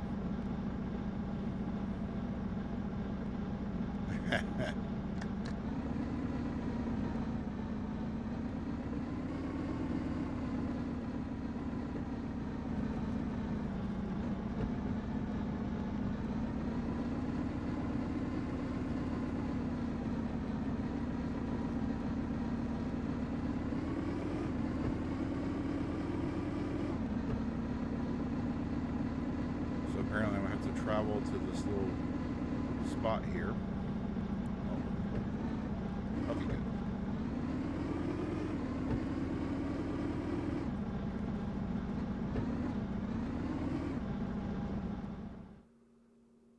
You know where to go to travel to a different location, but first let's go to the garage. Okay.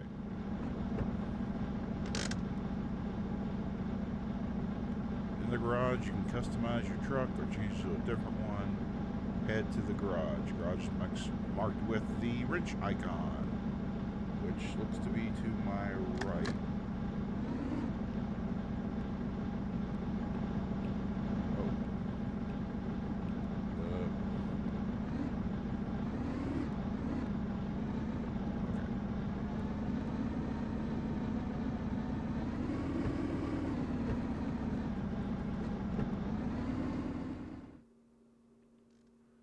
You have finished the tutorial. Have fun customizing your truck, exploring other maps, and completing challenges.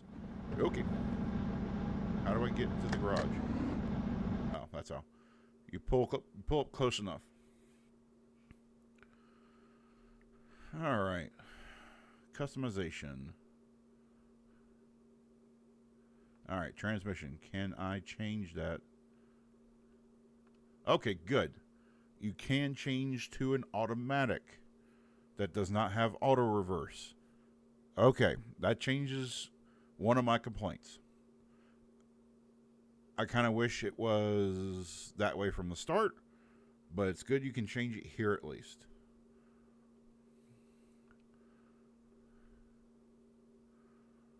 And it looks like it's just going to let you do lifts. That's interesting. 10-inch lift.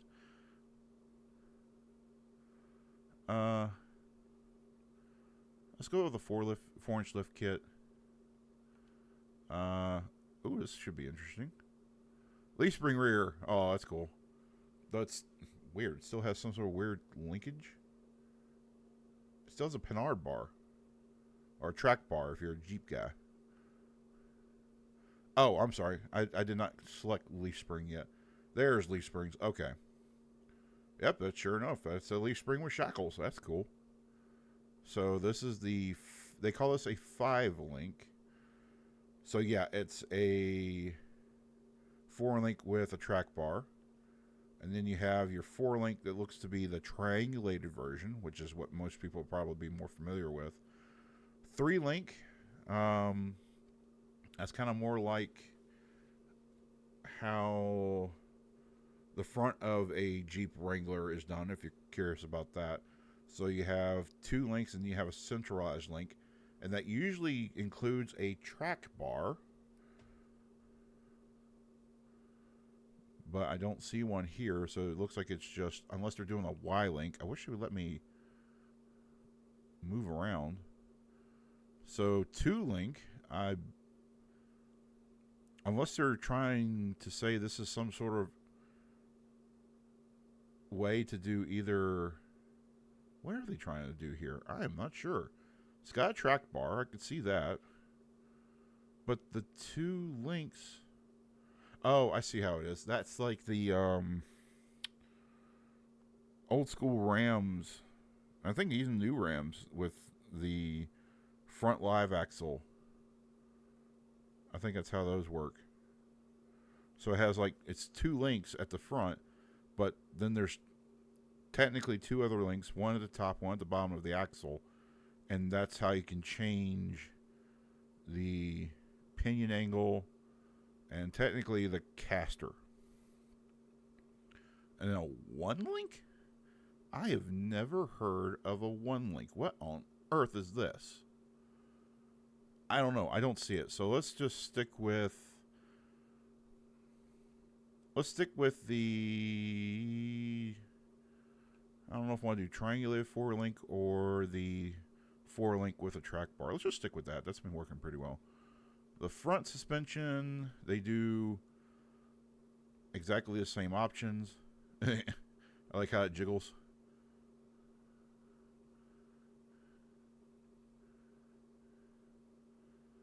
I would say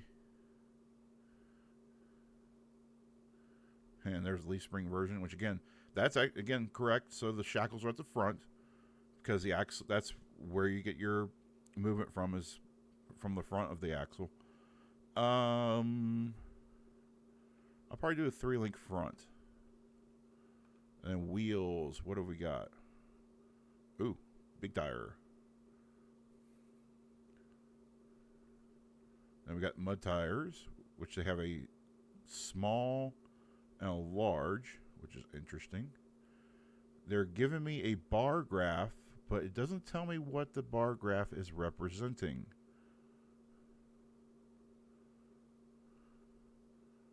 And then your standard wheel with large tires. That's an interesting tire tread. Old wheel, which looks, yeah, it's like an old Army Jeep style tire. Tractor tires. So if you want to get into that whole mud truck look. And then an all-terrain tire, which, no, that's more like that's not really an all-terrain. That looks more like an all-terrain extreme tire. So that an all-terrain extreme tire has all of the sidewall features of many mud tires. And those look like axial mud tires or axial crawler tires, like the standard tire you would get on an axial model. So I wonder if that's where they're getting that from. Anyway, as you can see, you have a lot of the sidewall design from a mud tire, but then the tread pattern, the actual thing that's making contact with the road, it has more in common with a highway tire, but still a little more patterned towards the off-road. So that's what I would call that. Let's do, yeah, let's do the mud large. I don't know, Rock's tire looks pretty good too. Yeah, let's go with that one. Let's see, paint. Let's do visual. Well, let me fix the body because it's in really rough shape. Oh, this is where you finally start buying stuff. Oh, cool. They actually let you have well, they don't let you have a soft top. Yeah, that's cool. Okay. It's winning me back a little bit with this. Oh, I still want to stay in customization. All right, what fenders can I get? Tube fenders. Huh. Wait, how come the roof? Well, yeah, I guess I could see why they wouldn't put a tube fender on the rear. Well, you can do it. Mud guards. Wow. That's somebody who went to Home Depot and got the garage skirt. Metal flares? Oh, okay. I kind of see what they're doing. That's kind of old schoolish. Wait, why is hood rack on fenders? Then limb raiser. Okay, if you're wondering why you'll see some off-road vehicles have these little sight lines on the hood, and some like you're seeing here with the wire going from the hood to the roof, that is so as you go through thick brush or anywhere where there's a limb, going over the trail you're going on, these will prevent the tree limbs and brush from making impact or rubbing up against the windshield, so you can have a clear view as you're driving around. So that's what those are for. And yeah, that's the trail sight that Ford put on the Bronco. That's legitimately what that is used for, and why you'll see this. You'll see it a lot. It seems to be more popular for overseas crawlers. So that's why you see them more, because they have a lot more brush than we do as far as like going out and with their adventures. Like a lot of their trails seem to be way more covered in brush like that, whereas a lot of our trails are a lot more open, so they don't have that need. But it's still useful, because another thing you can use those for technically is loading. So if you needed to strap something down but you can't get a strap on the roof, well, now you can pull a strap onto the hood. I wouldn't recommend doing it with these tiny hooks, but that's what those are for. So those are cool. Those are in legit. Okay, what kind of doors can I get? Oh yeah, they got the tube doors, half doors. That's cool. Carbon doors. I wouldn't put it on someone with this janky of a body. Again, I wouldn't put rock sliders here. I put them somewhere else. But they're there. And then no doors, old school, classic. I tell you what, let's go no doors. And fenders, yeah, I can't really afford anything I really want there yet. Oh, we didn't go through the front bumpers, or even the bumpers at all. So right now, this is what they're calling the classic bumper. It looks like the cowcatcher style bumper. Then they have the heavy tube bumper. Yeah, that's a lot of the, I won't say cheaper trucks have this, but yeah, that makes sense. A high lift. Oh, okay. So they put a high lift on their bumper. That's an interesting place to put it. But I put it on the roof or put it in the cargo area or the hood. I wouldn't put it on the bumper where my jack is going to get impacts because of rocks and things like that. So no, I wouldn't do it there. A night bumper. Oh, yeah, I see what they're talking about. It has more lights on it. A thin tube bumper, I would call that a pre-runner bumper because it's, that's kind of what that looks more like. Bash guard, okay. That's really old school looking. With LED lights. Huh. And then no bumper. I will stay with the classic bumper. Then the rear bumper. So classic bumper, yeah. Looks like an old school Jeep style bumper.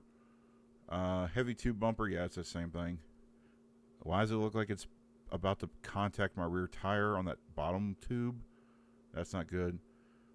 Yeah, I would put a high lift jack there. That's not a bad place for it. Because then, because you have the tire there, the tire is actually going to make contact potentially before anything else, unless you go at a really extreme angle or do something weird. Jerry can, yeah, that's typical jerry cans. Interesting they include a ladder there. And then, of course, no rear bumper. So we are going to stick with the classic paint. Skin. What does it mean? Junkyard skin? Oh, gosh. Forest camo. I wouldn't call that forest camo. I mean, if you made those light tan spots gray, that'd be a better forest camo. And then, yeah, okay, I can see that being jungle camo, but that's kind of interesting. So, yeah, none. Vinyl simple stripe. Oh, okay. Kind of reminds me of an old school Bronco stripe of some sort. Maybe something from the 80s, 90s. Wood panels. Oh, cool. I don't mind that. A zebra. Whoa, okay. No, Ace Ventura didn't have the zebra stripes. And then just off-road stripes. And then some kind of Jeepish, something kind of Toyota-ish with the color scheme. I hope they give you a color choice. Okay, so unfortunately changing the paint colors does not fix the body. Where are these side decals? Junkyard. I have no idea. Ace of Spades. There must be stuff on the doors. And because I have no doors, I can't put... I don't see what these side decals are. Oh, alright. Oh, here we go. There's the classic Land Rover. Oh, that's supposed to be a Toyota pickup. That's fun. There's your Jeep with a really long front end. I mean, that's really long for a Jeep front end. There's a tube buggy. That's fun. A dune rock. Huh. I'll stick with my quote-unquote Jimny. What's the fast travel? Oh, okay, so you can go to different places. That's cool. But they only have 1, 2, 3, 4, 4 maps. That's kind of unfortunate, but let's stay here, this Red Rock Valley. Yeah. I'm not gonna lie, it looks kind of nice like that. Oh. And yes, thank you. Oh, that's so much better. I'm holding the brake button, which is the right trigger button.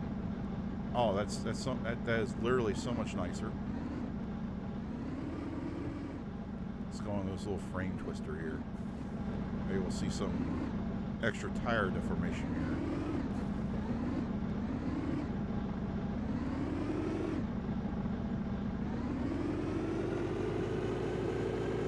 here. Now the tires will be smoking by that point, but that's okay. Let's try it just in 4-wheel drive, see if it will. Okay, here's something nice that it's doing quite accurately.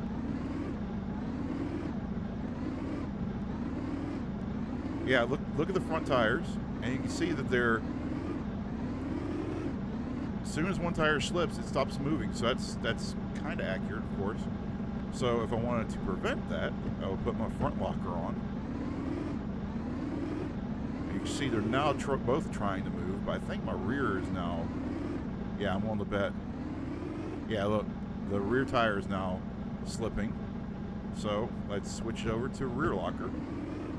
And look, there we go. Much easier to go over. So that's why a locker is important in off-roading. It's for that exact reason. Oh, that was a cool demonstration for that. So here's another frame twister, but kind of more like a bit of a stair step, I would call it. And okay, so here's the disadvantage of the locker. You see me trying to turn tighter? So if we turn that off, because now the other tire is allowed to slip, my turning radius has improved. Kind of wish it would let me do a handbrake turn. Okay, so let's go ahead and put the lockers back on because we know we're going to need them. All right, let's put this thing into a bit of a frame twist now.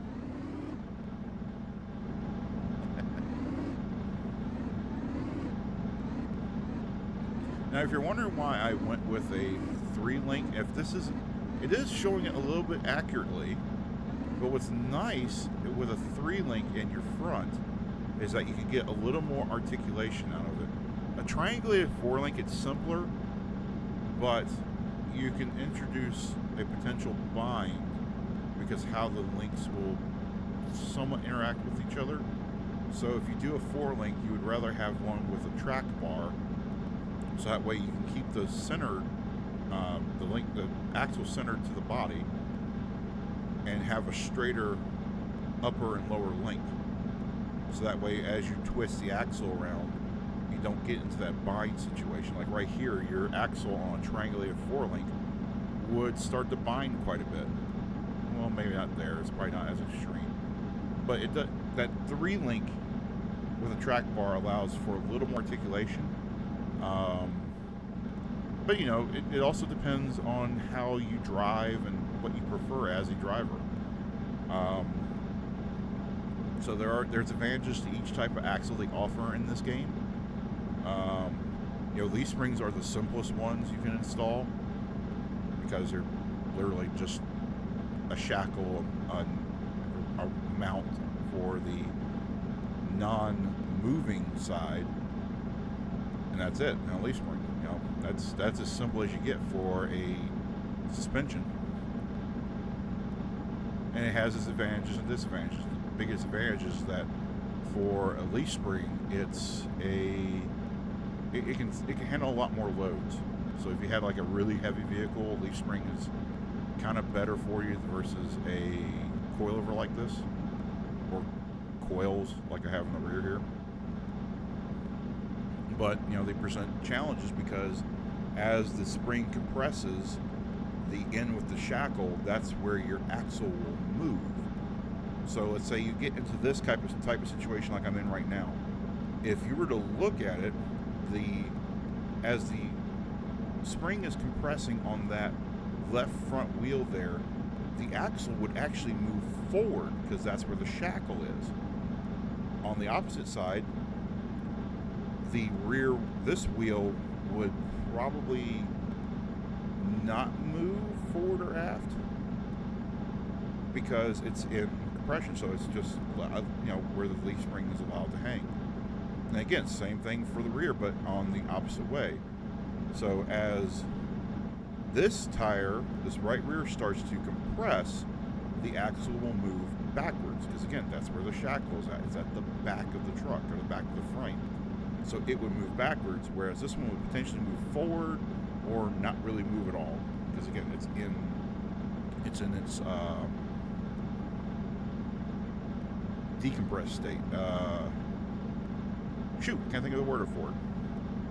But that's what happened with the leaf spring. That's the other disadvantage of the leaf spring is the axle will technically start to turn on you, so you can get some induced tow with a shackle style leaf spring. There is a way to control that and still have a leaf spring suspension. There is the ladder bar setup, and then there is a slider setup, and both of those use what they call a floating rear end. Now it's not a floating rear end, whereas the axle tube is attached to the end caps that you see there on the wheel there. So right, that center cap there where you see the 5 lug nuts, that center cap would be bolted in. That's how the axle would attach to the rear wheel hub. But in the case of the floating axle in this case would be how the axle is allowed to stay where it's positioned while the leaf spring moves back and forth. So you don't get that axle movement, but without some way of still keeping that axle located where you want. If you just let it slide, the axle will just move back and forth. So again, there's advantages, disadvantages, everything you can do when it comes to suspension like that.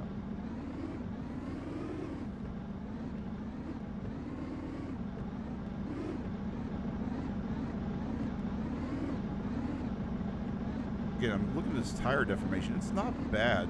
Look, okay, cool. Oh, dang, it's right there. I wanted to show.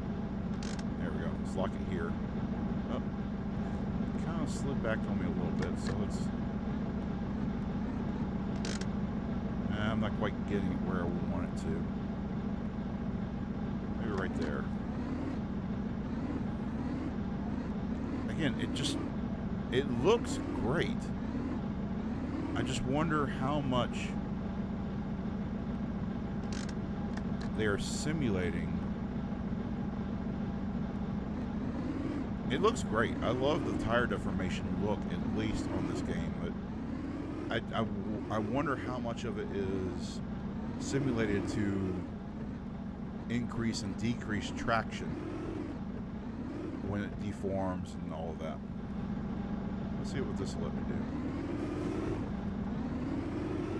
Okay, hang on. I know I'm going to need low range.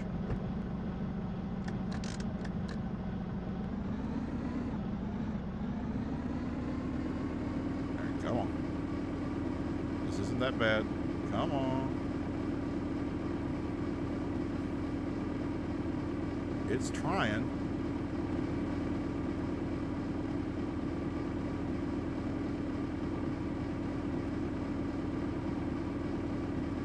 Okay, I think it thinks the rock is there, but clearly it's not quite, so.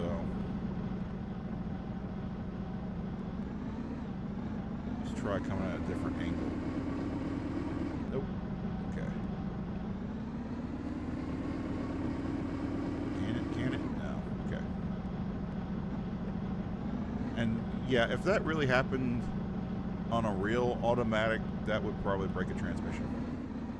You wouldn't really roll back like that. The engine would still have enough input that it wouldn't roll back. And if it did, that would be very bad for the transmission if it rolled back like that. Is it trying to say I damaged my front end more by doing that? That looks a little more crushed in than I remember.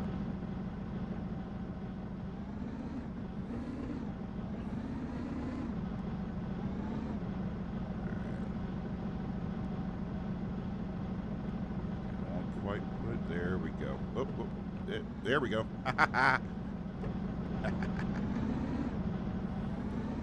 So, again, if I were the dev, I would probably try and simulate that more too.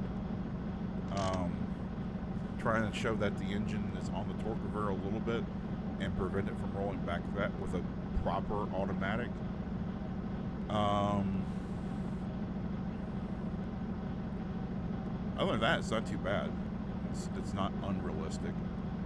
And again, I would love to see that the tire deformation, because it looks cool and it looks very close to accurate as far as how these maps are traced, how this terrain is traced out.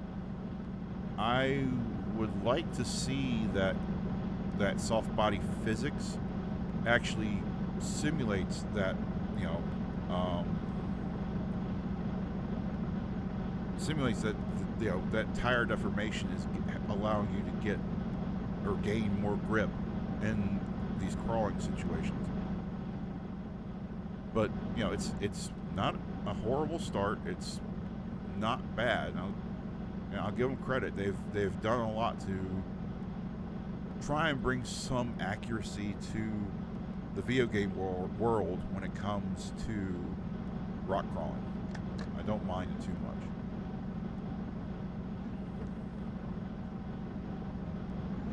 Alright, so that's a big rock.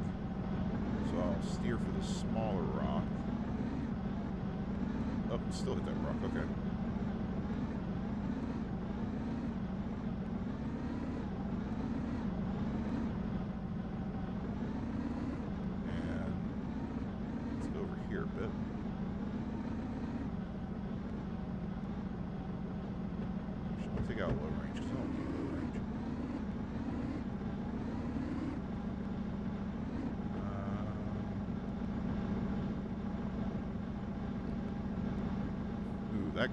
In real life, that might be a tire popper right there. That rock is kind of jutting out right there. If I hit that, I probably would. If I didn't ruin the sidewall, it probably would pop the tire off the bead in real life. Let's go here. A little fast, but yeah, I made it. Okay.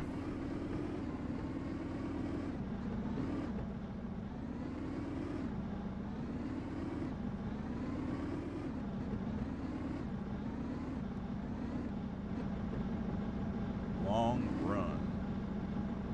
Yeah, let's do that.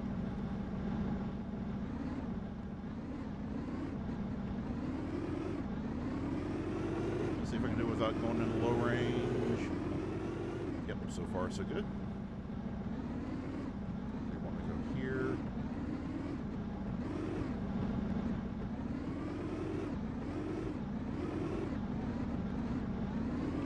Oh, crap. Yep, I just hit the cone there.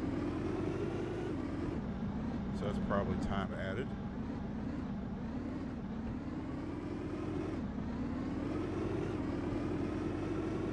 Oh, where's the next gate? Okay, I see it now. Try to bring it closer to here. Come on, baby. Don't. Ah, I hit the cone again. Ugh. Next cone right there.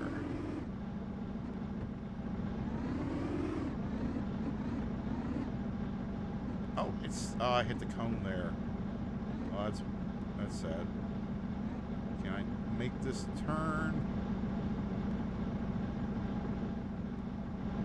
Maybe, if I take it real slow.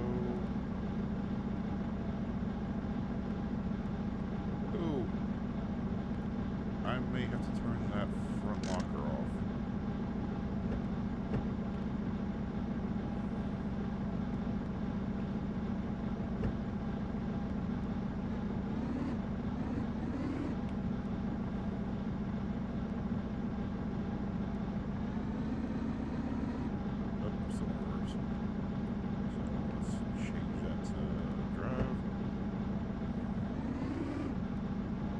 See if I can convince the front end to turn a little more. This might be tough.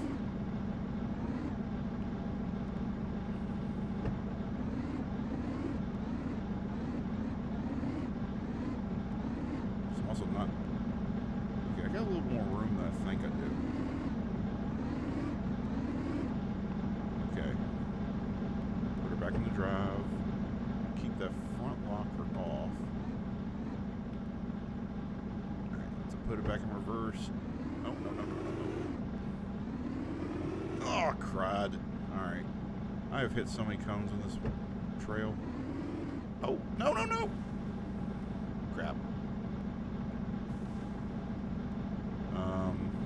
Oh, I didn't have to do that. What is the recovery key again? Kick, action. Rescue. Oh, that's not wanted. Boo.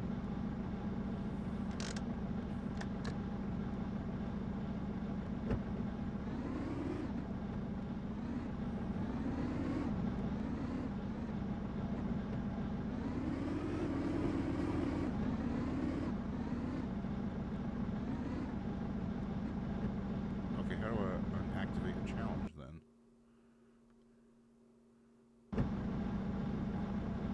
Oh, apparently that's how.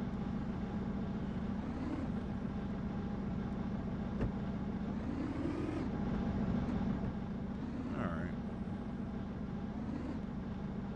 Well, that is pure rock crawling.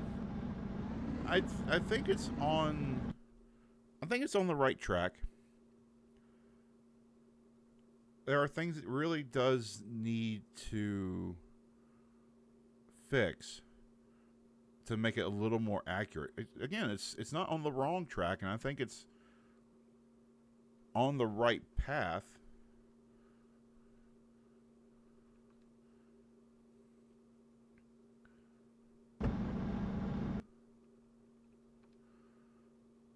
So yeah, I think it's on the right path. I just think there are things that it needs to improve. Because it's not bad. The soft tire physics were good. I really wish the transmission, the auto reverse, was not that by default. Like when you hold the brake and then it goes in reverse, just kind of train you on that first. I don't think that's a good way of doing it. I think having that as not as a transmission option, but having a controller option, I think that would have been better. There's a little bit of jank to it, no doubt, especially with that kick button. I have no idea why that was put in there, but whatever. So yeah, it's not horrible. It's a good game. It's not a simulator by any stretch of the imagination. I do love that soft body physics on the tires because that's something that's really neat. But I would like to see that more accurately represent your traction availability as you go over those rocks. But again, not a horrible start. I think they're on the right path. So I hope they continue to develop this game and eventually find a way to implement some of the things I just talked about. But I think this one's going to stay on my rotation as far as automotive games to play here on Twitch. Like I said, tomorrow we'll try out SnowRunner, just to show, compare and contrast between pure rock crawling and SnowRunner. Because right now, those are besides MudRunner and the mobile port games that we've seen on Steam, those are the only real off-road games that they have right now. As far as like, it's not dirt bike, it's not ATV, and it's not too arcadey. SnowRunner, pure rock crawling, MudRunner, those are the only real good crawler, true off-road terrain games that are out there right now. And I want to see what the difference is between SnowRunner, what I like about it, versus pure rock crawling. And you know, I think, again, I believe there are good things going on with pure rock crawling. I think there are some things they need to fix. Definitely get rid of that goofy kick jank. That small truck, I wish that body looked a lot better. It really needs to. And because I don't want a crash truck all the time. Let's have a decent looking truck. Um, and I think since there's a driver in there, I would like to see options to customize the driver. You know, make not necessarily make him look more like me, of course, but make him look more, just a customized character, somebody you create in this game. So, yeah, that's the plan for tomorrow is to try out pure rock crawling try Snow Runner and show you guys why that one might be just a slightly better off-road simulator-ish game that's out there. Other than that, we'll probably get into the news of the week, do the a little bit of chatting before we get into the game, and yeah, that's what I'm looking forward to right now. So, tell you what, let's go ahead and close it out and say thank you so much for watching. If you're on YouTube, again, you can check me out so let's try that again for the YouTube close. I'm stalling here. So yeah, that's it. Again, I think pure rock crawling is a decent off-road crawlerish game. Not a simulator by any means, but a really good start. If you want to catch me live on Twitch, it's twitch.tv/garbage_Justin. If you're here on Twitch, you can catch me on my YouTube channel, youtube.com/GarbageOnline.